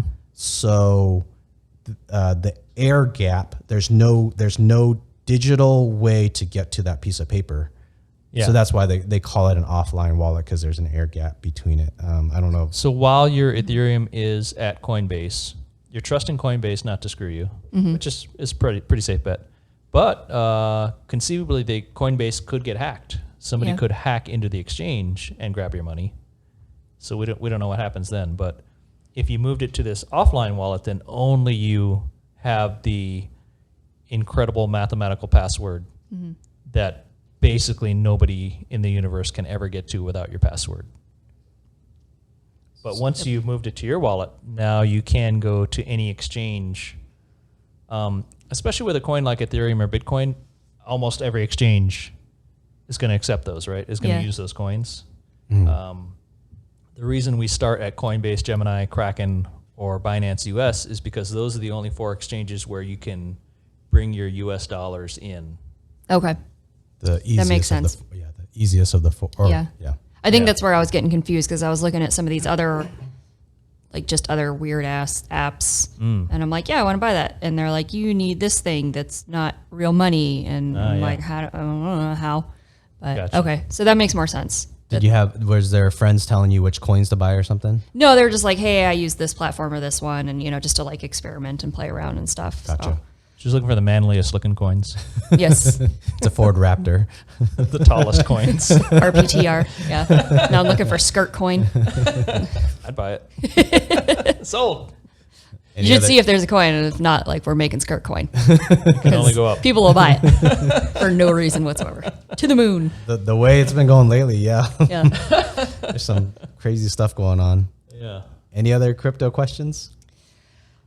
I'm just trying to get my old accounts back. Did by chance, did that work out where I told you to? I contacted them and kind of went through the steps, and I've followed up with them and be like, hey, so where's my old money? And I haven't heard back from them. So I think I just need to keep pounding them. Yeah, okay. And then my old Binance is stuck in Binance, not US. So if anybody's watching, if you happen to lose your Coinbase email address and password, if you're extra dumb, if you lost extra secure, if you lost your email address also. So what you can do, if your bank account is still the same, what you can do is contact their support, and hopefully their support will ask you, okay, your last chance is if you do something. Did they ask you to send money from your bank account, or did they ask anything? They asked me to verify the bank account. Okay, so basically they asked me to give them as much information about the previous account as I could, set up a new account, and verify the bank account. Okay. So I've done all of that, and they were like, if we can, verify that this is still you, then we'll find your old stuff. Yeah. So from what I read online, someone, if I remember correctly, they also had to do a withdrawal. They had to send money from their bank account to Coinbase, so that Coinbase help desk could also say, okay, if you're able to send money out from that account, that really is you, and that's the same account from the one that you lost the email address to, and then they were able to give all the funds to that person, supposedly. Okay. So hopefully you'll get there. Yeah, we'll see. They just don't want some Romanian dude to come. Yeah. Yeah. Well, sorry, Romania. They don't want some Random hacker. Ugandan. What's a country we don't care about at all? They don't want a North Korean guy. Us Canadians, I tell you. Fucking Canadians. Sketchy Canadians. Are there Canadian hackers? Well, there's probably hackers in all places, but I haven't heard of. They just any apologize. major one. You're like, hey, sorry, Very sorry about stealing your money. we're just going to take all your coin here. They're pretending to be Russian. So sorry about it. All right. Any other crypto questions before we jump? Well, so if you ever took your money off of an exchange to an offline wallet, if you lose your password, you're toast. That's it. You alone have the password. So if there is a certain safety to trusting the exchange with your money a little bit, there's a backup there, right? Yeah. There's a trade-off. I usually tell my friends what your comfort have tiers of comfort level where you.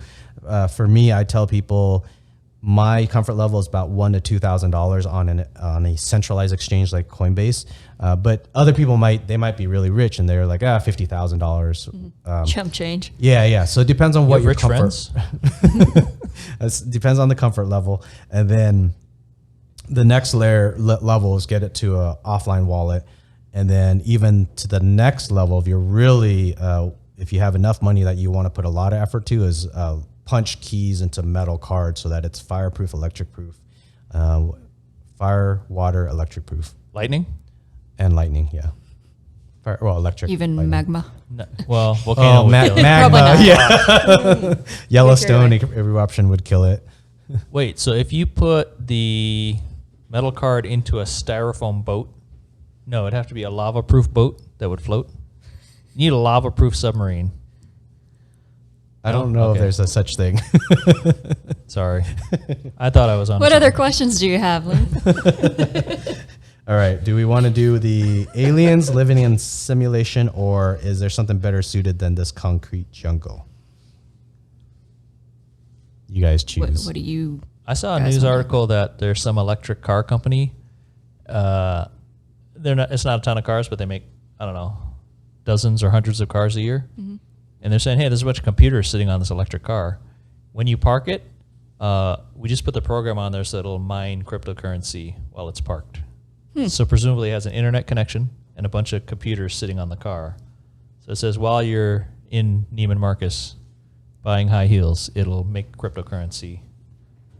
Presumably not a lot, but it's doing something while it's sitting there. Yeah. I mean, it's just sitting there. Yeah. What do you guys think of that? I think it's pretty cool. I would imagine the hardware probably can't keep up with the times. Just unfortunately, I feel like CPUs and or GPUs on a car probably won't be as powerful as modern, because GPUs are just so fast, and it's each year it just gets faster and faster. So a car won't be able to keep It's up with that. some small companies, so presumably they could have like last year's computers. So it's kind of like just their gimmick. Yeah, it's probably more a gimmick than Yeah. actual. Or if I mean, it's probably if you you're love getting the concept, something, right? you know. Even Well, if it was $10 a month or something. Well, and even when it just like the concept of it. Yeah. Yeah. Well, because like say Ethereum mining, video cards that you bought 4 years ago, they start hitting a place where the hash rate is so tough on the Ethereum blockchain that you're going to pay more in electricity than what you gain, oddly. So the new video card is much better, much faster, and much better in power efficiency. So that's actually there's a big factor in power efficiency for these GPU miners. So we need this car to have a solar panel on it. Yes. Oh, so they have that. So There you No, go. I'm just saying that would be the next logical. yeah. Isn't that what Fisker did? Didn't they have a solar panel on the roof? I think Yeah. so. On the Karma? I think the general consensus is with the efficiency of current solar panels, it's hard to have a panel on your roof that collects enough electricity to make a difference to the car battery. But like it you looks can get cool. a few percent, but not. Another gimmick. Yeah, another one of those love the concept kind of. Yeah. Yeah. All right, Renee, pick one of the three. Aliens. Simulation, or concrete jungle. Let's talk about aliens. Simulated aliens. So do you think aliens exist? I think statistically they have to. Emmett? Are we defining aliens as life that did not originate on Earth? Because there's so many theories on that an asteroid hit Earth, and then that probably helped. An asteroid with some type of DNA probably started life And on we're Earth. aliens. That's my theory. It's a rough theory. I'm okay with that. No, well, I mean, we're familiar. So DNA, all life on Earth has DNA. Is that correct? I think. Does algae have DNA? Oh, Does algae count as alien, or are you thinking intelligent aliens? I would think in any form of life if I was going to ask this question, I would say any form of life. So you would count algae on Pluto? I would. I don't know if the Bible thumping Christians, Bible thumping religious people would care enough about that. Meaning, No, of course not. Of course not. Yeah. Why do we have to be aliens versus Christians? I feel That's how it goes down. You're not you didn't know this? My bias agenda is I love the idea if we did find algae on another planet, Pluto. That we see Jesus' face in it? No. That It's only the alien toast. that religious people would hopefully that's your TikTok clip right there. that hopefully that religious people would be like, oh, maybe religion isn't right. Maybe there is life on other planets. I think you're giving religious people too much credit for being logical. Like to say alien life somewhere else disproves my religion here. There's already plenty of logic against religion now. Yeah, true. So I don't think that additional piece of information would change anything for a religion. I think it would just again become wrapped up in the beliefs that Yeah. They'd find some way to still deny that God doesn't exist. Yeah. But I think even if we're talking about like intelligent life, the way that we view it, like creatures with consciousness, I think considering how many stars are in the visible universe, how many of those stars have a planetary system around them. Billions. Yeah, even with the Trillions. the very, very special circumstances under which our planet had in order to create life, I think it is like statistically not possible that Zillions. that doesn't exist anywhere else in the universe. Yeah. There are quadrillions of other planets duplicate to Earth. How many zeros is that? I don't even know. I was just making shit up. I'm not that mathematical. Are we gonna find alien? Are we gonna encounter aliens in our lifetime? I don't know. I think if they've discovered us, they just kind of did an about face and we're like, nah.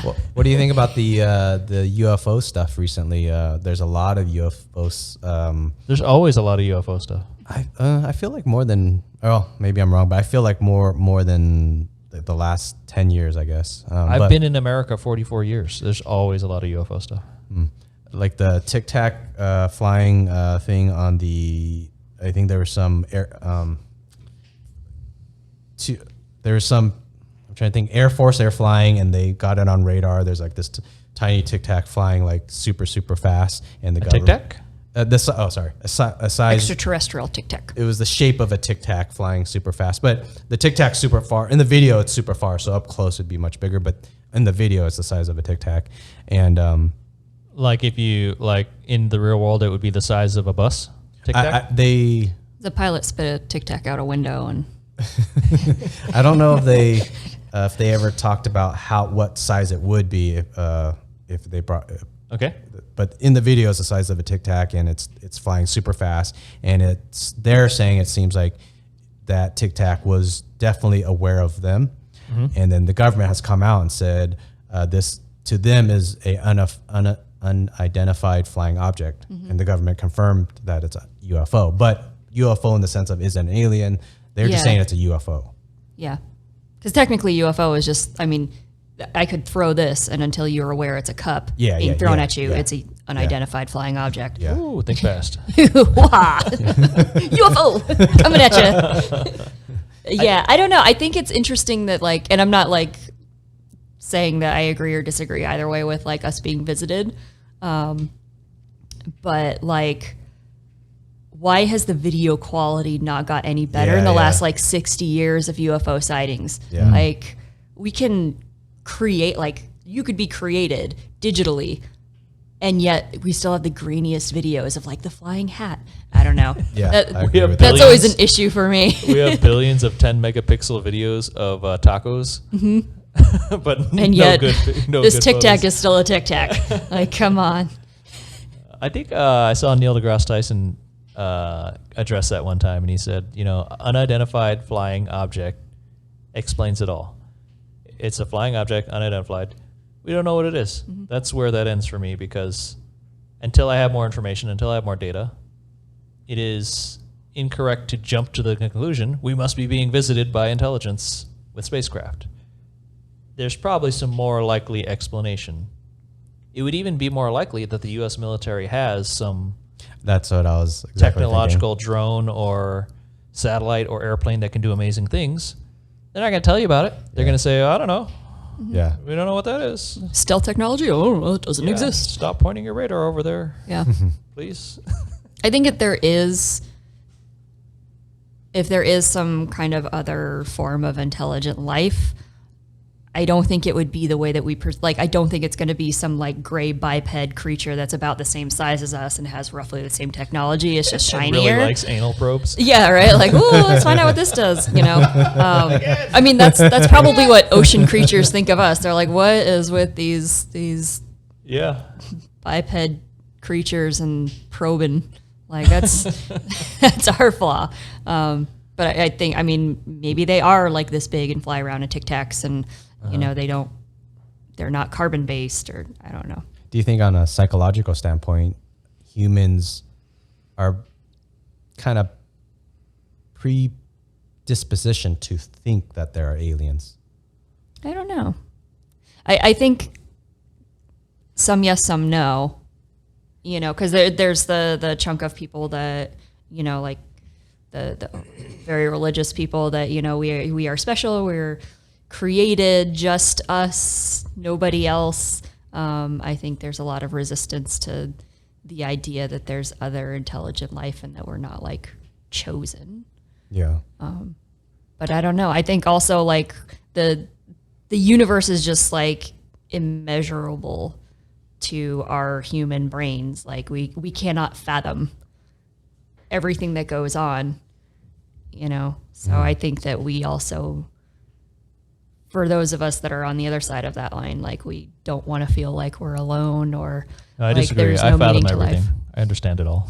Everything. Fathom it all. I have a theory that people are vulnerable to entertaining ideas. If it's entertaining, we have trouble letting go of it. And to disbelieve it is to let go of it. So by believing in it, then you can hold on to that entertaining idea. Like, it's wildly entertaining to think something could be visiting us, right? What could it be? It's a mystery and an excitement, a promise of future technology, a promise of either conflict or threat or some utopian future. Whatever that fantasy represents to each person, that's so enthralling that how can you just say, yeah, probably not. Mm-hmm. So in the same way, even something like gossip, right?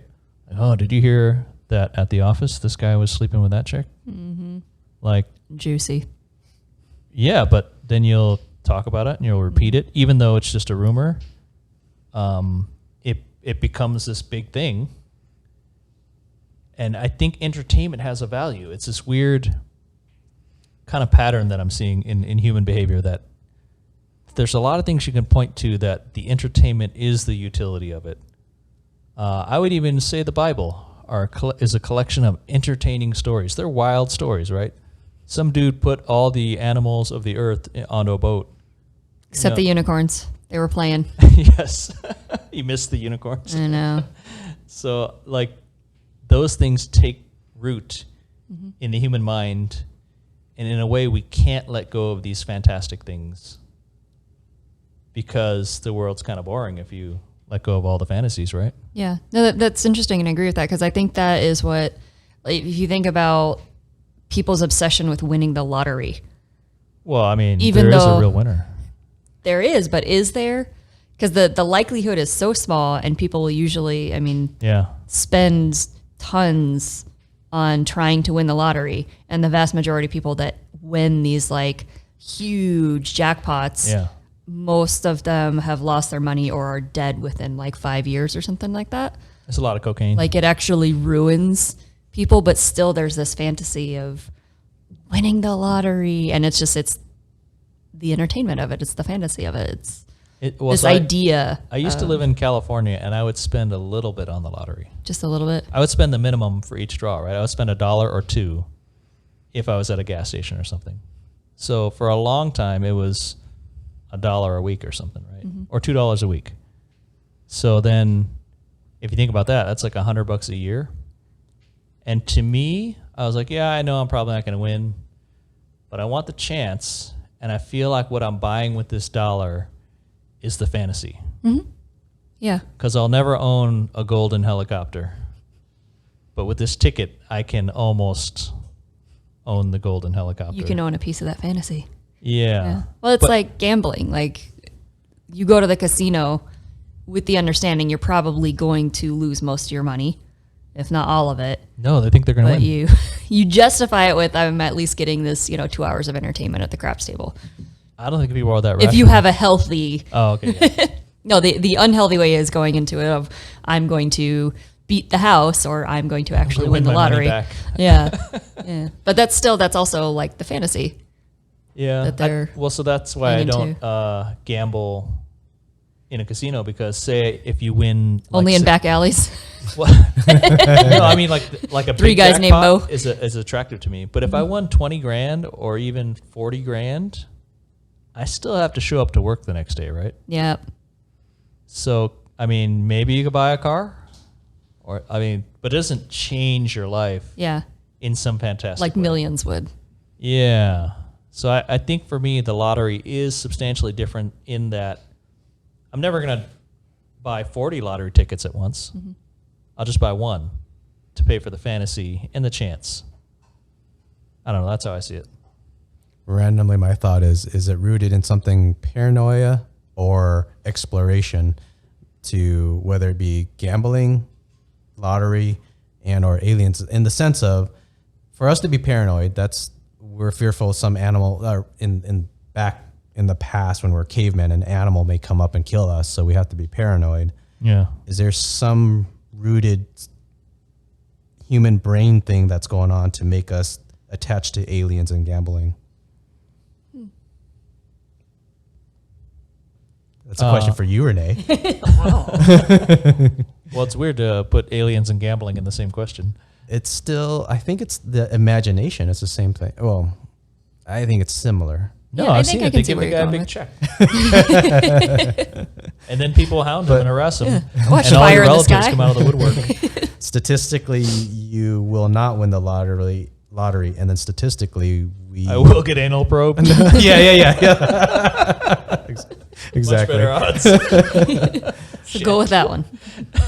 So is it something in the human brain that's paranoia or exploration that causes us to think that way? I don't know. I think it's kind of the entertainment factor, the living into the fantasy kind of thing, Yeah. That's just kind of my guess. Yeah. Seems to be more the motivator.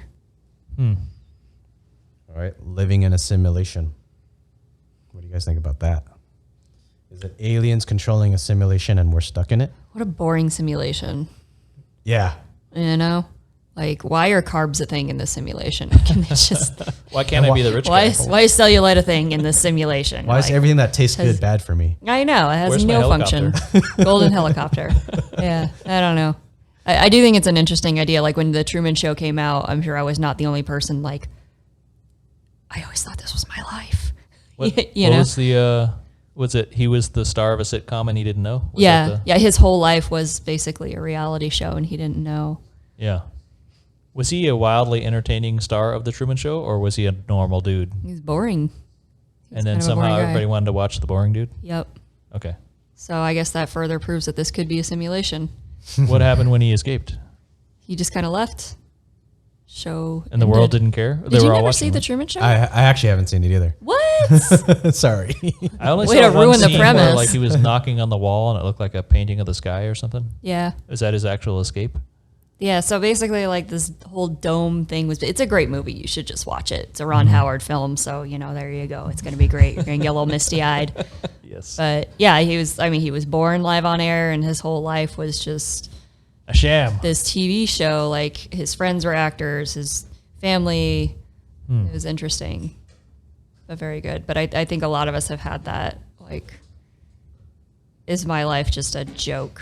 And I wonder if that's kind of a similar thought process as this whole like fantasy of aliens and the lottery. Like this can't be all that my life is about. Like my life cannot be just this mundane thing where I go to this job that's like kind of okay to kind of pay my bills mostly. And Oh, is that a vanity fantasy to want to think that I'm special and yeah, I'm important somehow? yeah. And like there's more to you than Yeah. what you are right now. Right. Yeah. Because like we all kind of want to be like, we all want to be special Yeah. in our own I'm not. special way, but you want to be, I wear jeans, as evidenced by Raptor. but only a little bit special. Only a little not, bit special. Not so abnormal. Not super special. I would never paint it neon green. Okay, good. Don't. That would be too weird and get too much attention. And not manly enough. But it would definitely still say bro. To the literal monster truck crowd. Yeah. On a, I have heard to name it on Kyle. some, I think it was some religious person trying to argue that, they're trying to say that if religion doesn't exist, then what's morality for? So meaning, if I'm living in either a simulation or not, if this wasn't a simulation and this is just a bunch of random atoms hitting each other and this life came about, so then morality, I could just go and kill you, take your wallet, kill you, take your wallet, and then there's nothing. I think in the long run, cooperative action works, where that sort of murderous selfishness will not succeed in the long run. If you are recklessly greedy, Okay. So what about intelligently greedy? you become a CEO. Yeah. Yep. Pretty much. So then if we're, if I believe that religion, that there is no God, I don't know if I believe that we're in a simulation or not.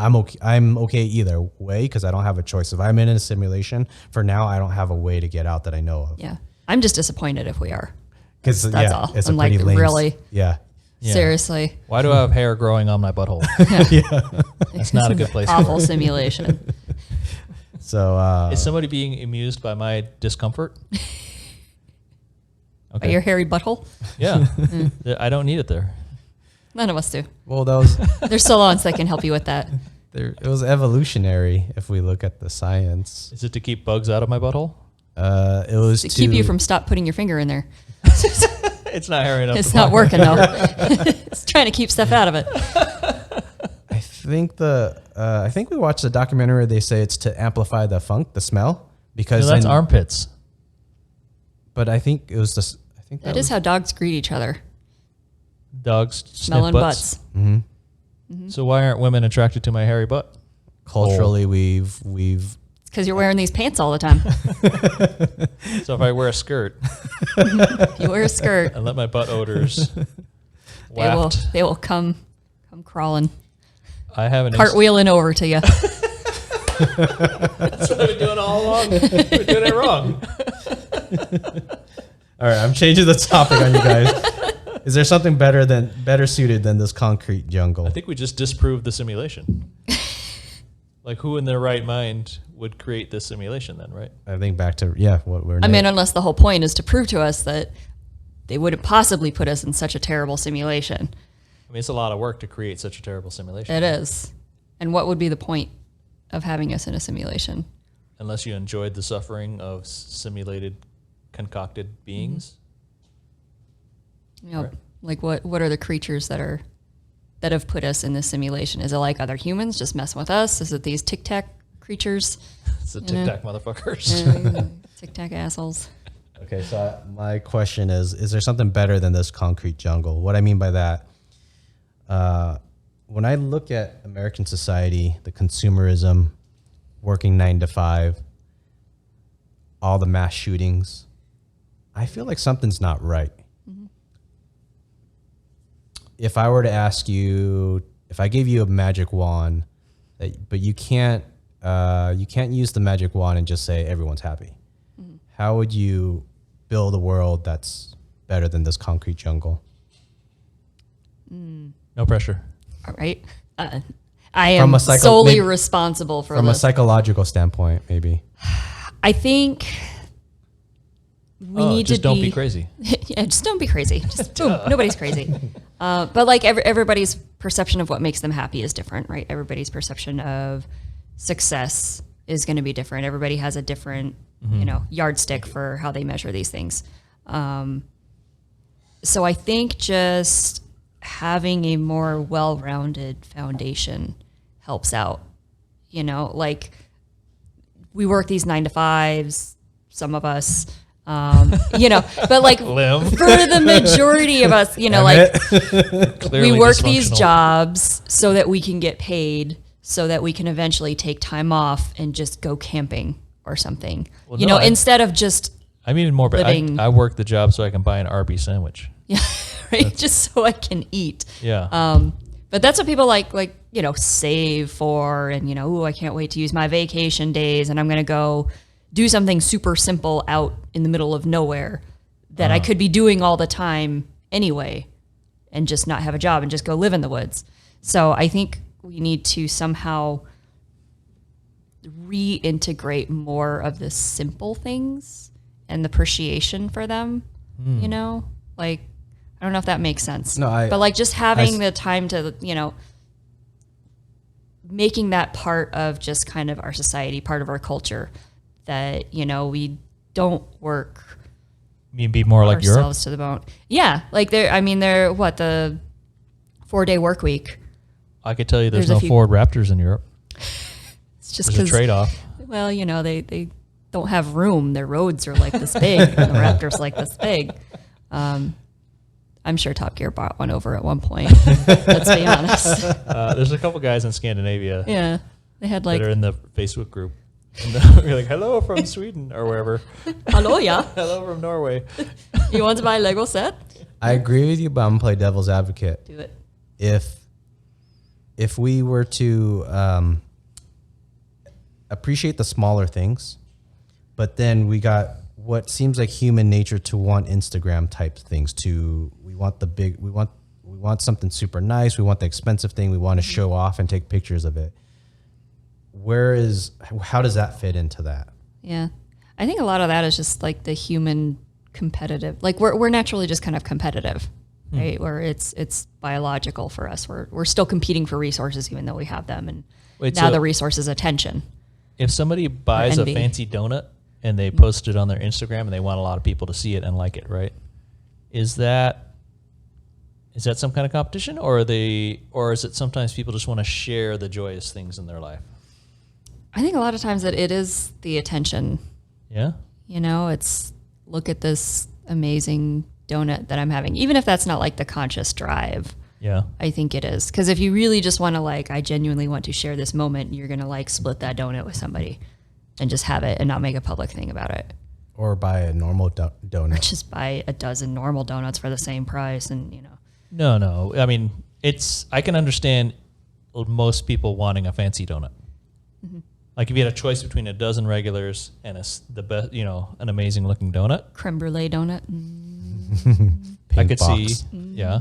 Shout out Pink Box. We don't have a sponsorship yet. If you want to sponsor us, just let me know. We can put a box of donuts on every show. Yeah. So is there an element of wanting to share the good things in my life with other people? I think there is. and like the avenue that you do that, the way you go about that. You know, like there's the humble brag is a thing. What, and what do you define as the, like I gave donuts to a homeless person? Yeah. Really? like something like that. Or, you know, and you're not just making the gesture, you're telling the world about it. Yeah. Maybe giving money to charity and then making a big deal of it. Maybe that's your like I have this friend and you know, he does a lot of generous things, but he makes sure that everybody knows I did this generous thing. Look at my wife feeding stray animals. She's so generous. Post hashtag, you know, so it's the act is there and that's cool, but there's also the look at me. Is it better to have the attention whore philanthropist than none at all? I mean, I guess if we must have attention whores, let there be philanthropy behind it instead of just, you know, the butt enhancing yoga pants that I hate. You know, the scrunchy butt yoga pants? I don't know. That's boys that are like all Brazilian over cut? the. Is it called a Brazilian cut? No, they're just like they have that's like the dimples pubes. all over them. Oh. And they're supposed to, like, if you don't have an ass, make it look like you have an ass, and they don't. Yeah. I I'm don't not know. into big butts. I cannot lie. Just cannot lie. Nope. Cannot lie about it. I Well, like butts. But I come from I come from a view that athletic is sexy. So the more athletic somebody is, the more attractive that is. Like if somebody is like a track and field hurdler, that's a lot more attractive to me than somebody with an abnormally large butt. Because if I see a big butt, I just see fat that is collected on your butt. He just keeps going back to this. You having a dry spell here? No, this is what men think about all the time. it's all skirts and butts and Yeah. cartwheels. I didn't say skirts. I was thinking of a naked butt. not yoga pants or okay, I mean, yeah, yoga pants are great. but the scrunchy ones is what we're talking about here. What's the scrunchy? Okay, so it enhances the butt. That's the cell, which Okay. it doesn't. I mean, if you don't have an ass, you don't have an ass. No amount of scrunches anywhere is going to make you grow an ass. Okay. That happens in the gym. Yeah. That's just me. What were we talking about before that? I What were we talking about before butts? I totally No, forgot. Also. you were talking about like something. We're so easily derailed. I know, man. Let's just talk about Legos again. It was really They have cool no set. butts. Yeah, they really don't. Just pancakes. Attention whore philanthropists. Yeah. Okay. You know what's weird? I pay a little bit of attention to social media. I have a Facebook and I have an Instagram. I feel like an older guy trying to keep up, but the interest to me is to see what other people are doing. I'm aware that there's a world around us, all these Americans, and they're spending all their time doing this stuff. So the interest to me is to try to understand what they're doing. Because obviously it's taking up a lot of their time and energy. Is it something as simple as vanity? I mean, the great irony of it is they're using the cutting edge technology of mobile microprocessors in your pocket that communicate with satellites. Is it literally a bleeding edge technology, using it to do something like posting a picture of your donut. So that's fascinating to me to try to understand the behavior.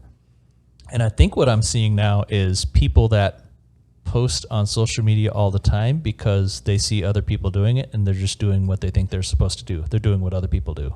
Yeah. It almost seems mindless in that they have no intention other than to just do what other people do. Yeah. Like when you, I don't know. I'm sure most people have this like friend that you go out to dinner with and they have to take pictures of the meal. Like, like you're not allowed to eat your meal before I take a picture of it. And like, it's so ingrained. That's just like, I have to share this piece of my life, you know? And then we have the other friend that goes, nobody gives a shit about what you're eating. I'm like, you're correct there. So is it just as basic as that person wants attention?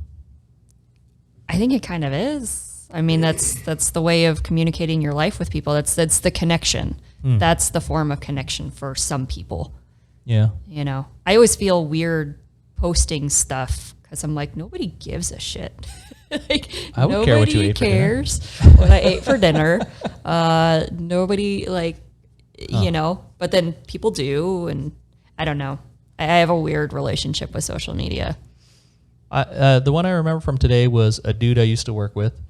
I never saw him as an old dude, but his daughter just graduated high school. And I thought, oh, that's interesting. That dude's old enough to have a daughter that, yeah, I guess he is that old. He's late 30s. Yeah. And I'm assuming, whatever. But so he was so happy and he wanted to share that his daughter finished high school. Yeah. So is that a healthier sharing? I would say, yeah. I mean, there's still a degree of attention seeking, right? Yeah. Because I want everybody to know that this is what's going on in my life. And I don't think that that's always a bad thing. Yeah. Because again, that's just connecting with other people. And, you know, you have all these people that you knew from back in the day, and it's not like you go out to dinner and catch up all the time. So that's your way of catching up. Yeah. You know, and it's more just, we all just kind of like push it out on the table instead of like asking other people what's going on. But if somebody's daughter gets a DUI, you don't post that, right? Usually not. I mean, some families with a different sense of humor might toss that mugshot on there and be like, oh, little Janie's first arrest. look at her go. Okay, right. So then did we establish that social media you typically post positive things? Is that a rule? Is that a social positive because it gets attention? Well, yeah, I think there is a positivity bias, right? Because it's a reflection of your life, and you want that to look good, you know. And then there's people with like very unhealthy attachments that put up the like sigh, you know, like what? They'll just put up a post that says like sigh, or like, you know, oh, things are tough, or, you know, just kind of something generic. Don't ask me about my day. Yeah, to probe with stuff like that, which is unhealthy and annoying. Oh, can we literally say from a mental health perspective that it is super unhealthy? Yeah. Like, okay. Don't, because I've seen people and do annoying. That, right? Yeah. Like if and fucking annoying. It is, because it is. It's I want you to ask me what's wrong. Yeah. You know, instead of just being an adult and saying, hey, you know what? I had a shit day. Hey, I'm struggling with this. You know, like that has more emotional maturity than just being like sad, gasp. That's part of the entertaining drama of our lives, right? Right? Yeah. All right, we're going to go do the final questions. I think you're the first guest to do a part 3. So you get the first. Do I get like a hat or something? Three-timer. 3-time champion. I get donuts. First question. What is the meaning of life?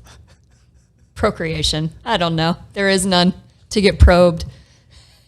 I'll buy you donuts anytime. Buying donuts. And then you get probed? It sounds like a deal. It's not a requirement. Sounds like a deal. Let me trim first. Everything is cream filled. All right, going too far. Second question. Give me a story of achievement. Story of achievement. Oof. And I think when I wrote this means a story of one of your achievements. My own achievements? Yeah. I don't know. I made it through the day without crapping myself. Not that that's a normal thing, but you know, we're looking for gratitude. Sometimes you got to wait till you get 75 years old. That's going to be a daily thing. Exactly. Like this won't always be. Have you ever crapped your pants as an adult? Yeah. Like out of like you were scared shitless, or no? It was a shart. More like medical issues. Oh, okay. You know, probably. I think I sharted a couple years ago. I probably have. That seems. At a conversation. I gotta go home now. I've had this conversation more than once with like one of my patients. Yeah. You know, because they take a lot of risks in their lives. You know, abusing drugs and whatnot. Oh, okay. And some of them, you know, do have gambling disorders. And one kid was like, you know, I make a lot of gambles with my life, but I will never gamble on a fart. And I was like, that is some wise words there. Never gamble on a fart. Hold it. So that's your answer. Okay. I was waiting for something more. Sorry. I know, you're looking for deep stuff today. I came in kind of with an empty tank. Simple things in life, but you didn't shit your pants today. What was the question? Give me a story of achievement. Do you have any achievements that you're especially proud of? Yeah, a lot of times, like, this has been kind of my recent thing. Getting all personal now. Get in there. Like just being frustrated, you know, just as a person who is starting to notice the effects of aging, you know, on my body and, you know, tick with the clock going on and stuff. And, looking at some of my friends being like, oh, I'm not as successful as they are. I don't have the things that they have, and taking a moment to just kind of pause and like look at my own life and be like, you know what? I bought my own house. Nobody helped me out with it at all. I own one vehicle outright and a quarter of another one, nobody's helped me out with that. So just being able to achieve things on my own without all the things that I've been told I need to have, like parents helping you out with money, having a husband to help you out with money, stuff like that. So that's something I've been reflecting on. Collecting material assets. Fuck yeah. Fuck yeah. I love my car, man. Well, because a European would be very happy in a little apartment, right? Yeah. And drinking small cups of coffee. Yeah. And with fancy cheeses. I mean, I do like my cheese. Have you had Irish cheddar? Yeah. The coastal Irish cheddar. I don't know if it was coastal or not. Yeah, there's this nice like coastal white cheddar. I mean, it's an island, Irish, so maybe most of Ireland. Dublin style cheddar. One thing to just add randomly to that, I think the collecting of assets and stuff, the thing that I feel that it, when I look at my bank account and or my financial situation, it gives me a lot less stress. I think if I was the normal American living up to debt up to my eyes, and I feel that would be so stressful. I wouldn't want to live that life. Yeah. So I'm guessing by your story, I'm guessing that also means you probably have hopefully less stress in your life. Yeah. Well, and I mean, I haven't made a lot of the dumb financial mistakes. I mean, I've made some dumb financial mistakes, but like I'm not in credit card debt up to my eyeballs. Oh, yeah, the car I own, like I paid cash for it. I bought that thing, had it delivered. That was really cool. Nice. And that felt really good that I was able to be like, hey, I want that thing. I've worked my ass off for a while. I deserve to have fun. My license plate says fun. Like, that's what I can do. And wait, your license plate says fun? Funning. I was going to get it that said wee, but it was taken. Is our mic too far away? Is it cut now? Yeah, a little bit, Oh. if you could. We're going to scoot you a little. My license plate number is. No. It says funny, fun. Funning. Yeah. Okay. Because that's, Like winning. yeah, but more fun. Next question. Yeah. Give me. No, but we. Oh, okay. What? Go ahead. He wants to like make, model, where's it located? No, not about what's the car. VIN? I think you were saying you were looking at your peers a little bit and measuring success against your peers. Yeah, I have a bad habit of doing that. So you. But I also haven't had some of the helping steps along the way that some of them have. Yeah. Like I have a friend that he owns his house outright, and that's really cool. I would love to own my house outright. Yeah. But my dad worked for the phone company. My mom was a school teacher.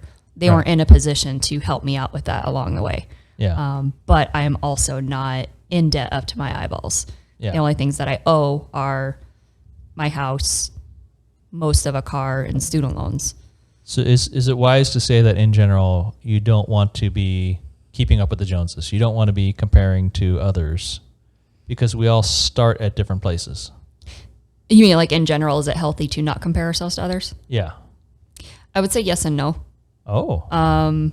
Because we are social creatures, right? So kind of like what we were talking about before, like that's how we have our own measuring stick of like, am I staying within my social box of normalcy by comparing ourselves to others? So if I get successful, I should let other people know? I mean, you have your face on the side of your vehicle. So there's that. That's advertising.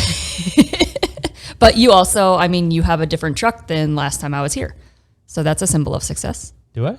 No, that's his girlfriend's truck, and then his girlfriend's truck is a white Nissan. His truck is the blue. Didn't you have a different truck though? No, I just Maybe put not. the magnets on anybody's truck. Just anybody that's parked over there and you're like, hey. Advertising, Oh, his. My he- face. I think last time, Emmett had his magnets on her truck also. Yes. He was forcing her to drive around with his face on it. She didn't like that. Prove your love to me. It was crimping her style. No, it was literally advertising. Well, It and doesn't also you work. wrote like she taken on her window, so that was kind of rude. But, by this guy. I have extra magnets if anybody wants to drive them around for me. Cool. That's all right. I brought a rental today. You can stick them on that. I don't care. We'll leave it on there and Yeah. see how long it lasts. See what they do with it.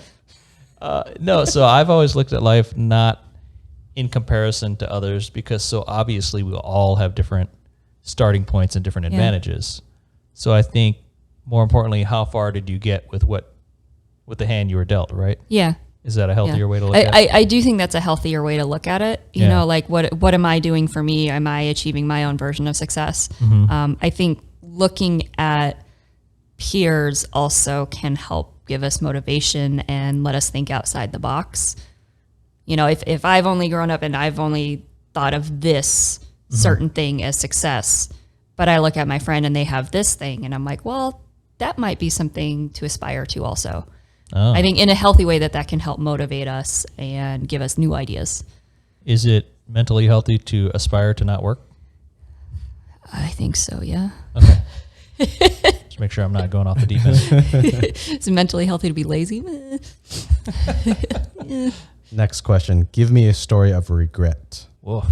Sharting. And that was medical. Whatever I well, you ate. could still say I made that regret the third donut I had today. Discussing women's fashion with Emmett. Skirts are coming back. So are bell bottoms. Come back. There's a lot of regrets.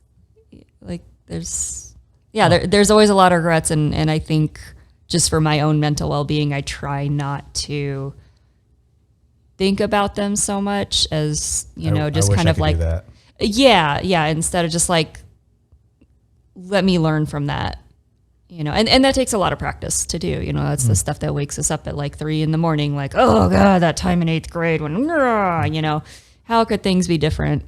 I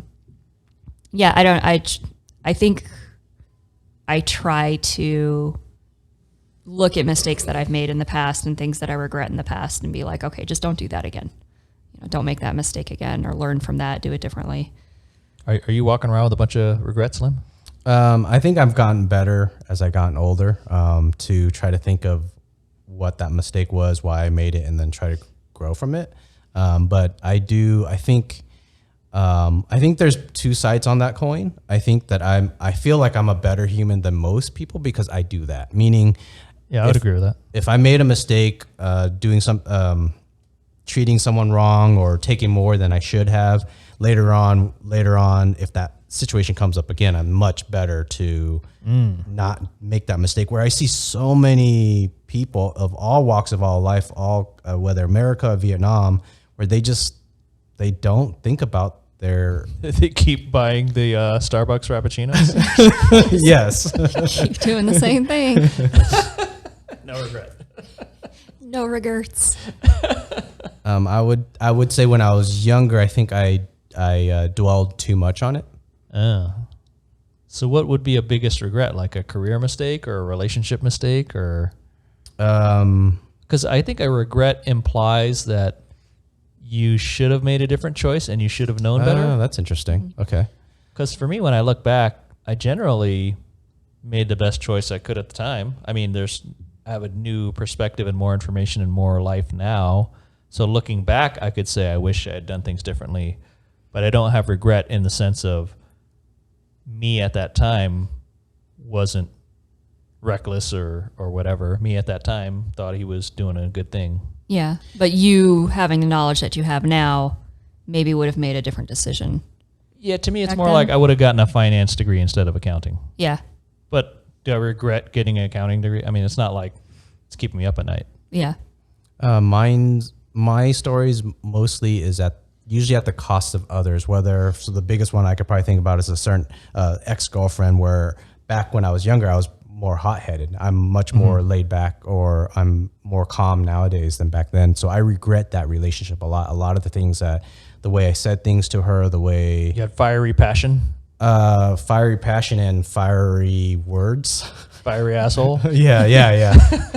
Hairy. Oh, sorry, just asshole. Very fiery asshole. So when I think about that, I regret the way I treated her. I didn't beat her or anything, but the words I said, I felt that they were pretty harsh. I probably shouldn't have said those things. There's a gal I regret staying with too long. Do you feel like having that experience and looking back on it, that you learned valuable things about yourself that you may not have otherwise learned? Definitely. and some of those characteristics are very tough to even get past. Meaning, I think some of those characteristics, I don't know if it stemmed from the way my mom treated me when I was younger. Definitely. So how do, when I reflect on that, I try to be a better person. But some of it's really hard because it's like ingrained into the personality. So I guess I regret those things. I try to move on. I try to realize why I did that, but it's still tough. Sometimes I still see those characteristics from time to time. Or they're more mellow, but they still happen. Yeah. Liem's the kind of guy that will now like go reach out and try to apologize to that ex. Yeah, I've done that. That ex, I think was I don't remember now. I want to say it was 3 years ago. Went to say sorry, and it was like 40 minutes of me just crying. It was terrible. Crying? Yeah. Oh. Yeah. I just said sorry. I treated you so bad. I'm sorry. That's depressing. Yeah. Is that mentally healthy? I mean, I think having the look at you, you're like, is that sissy stuff okay? you really wants me to say something about like you being unstable. No, you're unhealthy. No, could America learn? Could people out there on the internet?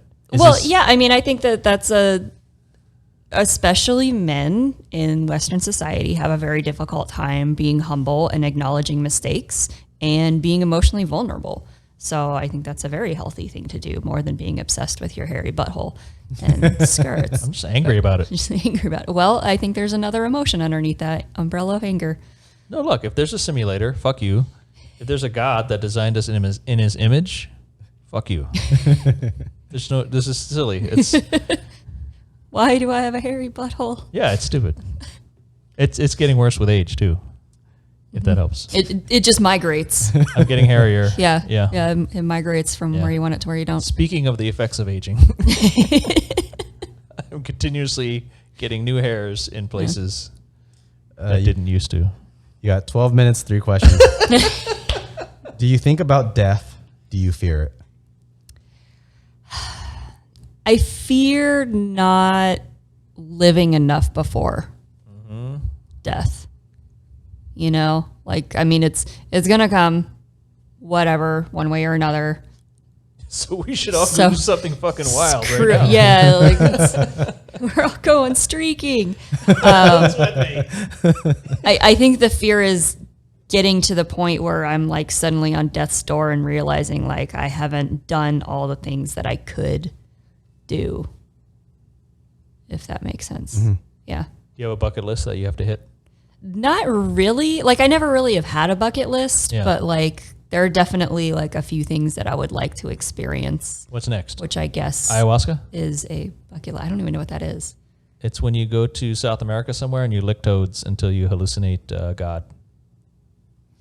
There's a DMT frog soup. Sometimes I get like when it rains heavy, I get like frogs in the pool. No, it's a special frog. I don't know. This is a chlorinated frog. I don't know if that would. No, you got to boil it into magic stew. A lot of people say it's an out of body experience where you also experience death. Something the DMT in your system overflow, or just it's a lot of it, and then I think people experience what it could feel like when you're about to die. But how would you know? I don't know. That's how they explain it. How would they know? I think they've been primed because they've been told ahead of time what's going to happen. This is what you're going to experience, and how would you know what it feels like to die? You're alive. They're interpreting it in that frame, right? Yeah. In that mold. Could be interesting. I was thinking like see the Northern Lights, but whatever. That's a thing too. So whatever. All right. Next. Would you take a trip to the Northern Lights? To the lights, yes. Into the lights. Like you would go to Alaska or wherever? Yeah, or like, Finland, Nordic places. Next question. Do you think cryptocurrency will be around in 15 years? Why or why not? I'm going to go with because you said so. And you're the expert, according to me. And I hope at least I get my stuff out of wherever it's been by then. If I can get my money back. If I can just get that like $40 back, I'll be excited. Oh, is it literally $40? I have no idea. No, did you put in $40 years ago? This was like 4 or 5 years ago. I have no idea how much I put in. Yeah, that's great. Awesome, cool. No, what I mean is even if it was $40, it's probably multiplied since then. I would hope so. Yeah. I know I bought at least one Litecoin. Yeah. And I think it was like around $100 at the time. So Oh yeah. So you I have don't at know. least $100 of Litecoin. because it hasn't moved. Good choice. I was like, I got Ethereum, Bitcoin, Oh, I don't know. Litecoin. Litecoin hasn't grown The in value. smart No, it should have gone up. choices They've all gone up. by like $2. Yeah, you're good. You're rich. All right, final Book your trip. final question. Have you ever had a scary dream? If so, what were they? What was it? And then how many have you had in your life? Woof. That's a really weird question. I don't know. I mean, Do you Or have just sca- a- do you have scary dreams? Do you have Scary scary dreams and dreams. about how many? I don't know. I rarely remember my dreams too much afterwards. I just have like weird dreams. Like if I eat something before I go to bed, I have these really weird, vivid dreams, and they usually involve like some kind of quest. Whoa. And then I remember them for like 5 minutes, and I'm like, and you were Wait, there, wait, and there was like, a llama, and If you eat flaming hot Cheetos at 11:30 p.m., you go on a mythical all kinds quest? of weird things happening Is it medieval quest or? all over the place. There, I don't know. My cat's usually there. I don't know. Your or my cat dog. joins you on your quest? He does. He's a little adventure. I've had this makes cat it for a long time. We've been through some shit together. I think in the fantasy world, that makes it a familiar. An animal that accompanies you. Yeah. So this question kind of came up to me because a few weeks ago I was talking with Emmett and some cousins and whatnot, and some of us said that we had scary dreams. One of them said he has scary dreams all the time that wake him up. In every possible way that you can die, he's probably dreamed it. I've had probably about, I'm gonna guess, between 7 to 10 scary dreams where I wake up like either yelling or something. To me, none of those. I feel like they don't make sense to me. I feel if I had to psychologically address it, I think it's just I've seen some scary movies and it just somehow. And I think the last one we did with Isaac, where I talked about that scary red that samurai, I think I found the exact movie where it came from, and there's a scary samurai in that movie. The only difference is in my dream he was red, in that movie it was like kind of black or whatever. It was like the same exact scene. Racist. So I was really surprised when I think Emmett, Marielle were there saying, and Steve, I think 3 of them said, no, they don't really have scary dreams ever. Because I don't watch samurai movies. So that's where this came from. Yeah. I don't know. I mean, I there's a lot of different theories on like dreams, how they come about, what they mean.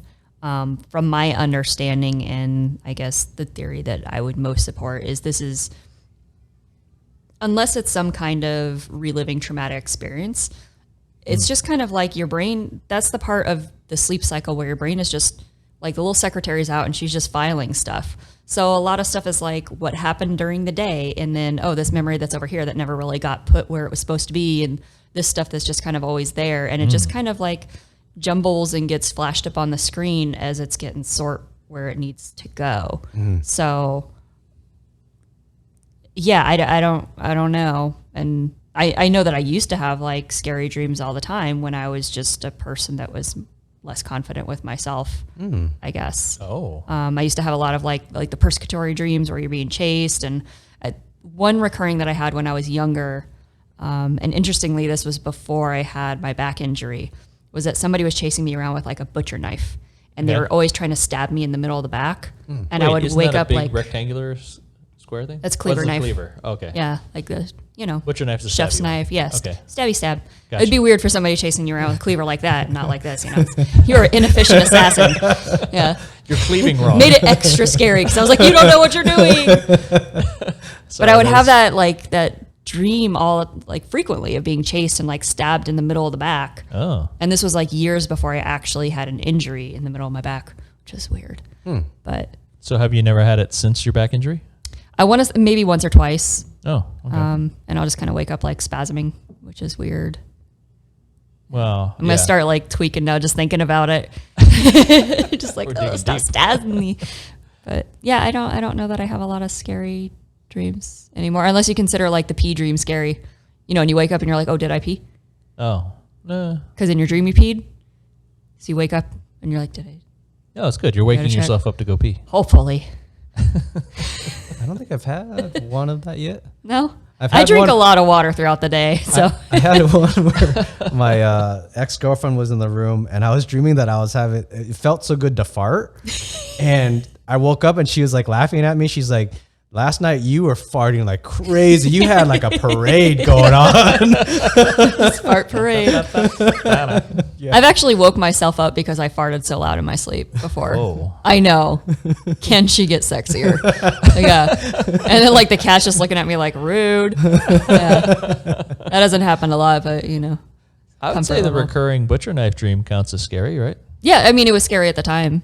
Yeah. Okay. And just kind of weird, like, but I think that's like a self-esteem thing, you know, like when. Have you found as you get less fearful of the world, then you have less scary dreams? I would say, yeah, but I also, like, we have this negativity bias, right? So I would say, like, as a kid, I had a lot more scary dreams. Mm-hmm. Like, is that actually true, or is that just what I'm remembering? Because I just remember the scary stuff more. But I was definitely, I was not a self-assured person as a kid. So always having dreams of being like chased and attacked. Selfish? And self-assured. Oh, self-assured. Yeah. Okay. I was going to say, we're trying to be self-assured? Yeah, self-assured. Okay. Lore of the selfish. Got it. That's really interesting that you said that segment and then earlier being more confident and or less self-conscious, that the bad dreams were less. I think that's interesting. Yeah. I mean, and I could be totally wrong with that, and I just don't remember my dreams anymore, or things that I would otherwise perceive as scary. I'm just like, meh, that's weird. Do you ever take melatonin? I did for a little while. I didn't really find it helpful. Oh. I think there's some correlation with if melatonin helps you sleep a little deeper, you get wackier dreams or remember them more. Something like that. I don't know. When I was on OxyContin for the foot pain, the dreams are super vivid. The colors, holy crap! In dreams, you don't. At least for me, I don't remember colors at all. But when I woke up, I remembered all the colors. Remember the Red Samurai? Yeah, even then that was like a pale red. It wasn't a bright. It's a lame ass red. Yeah. Boring red. All right, ladies and gentlemen. Calling it? And gentlemen. Should we call this an official end? Thank you so much. Enjoying it so much. Goodbye, world. We'll see you on the next one. Oh, there's a next time. Good.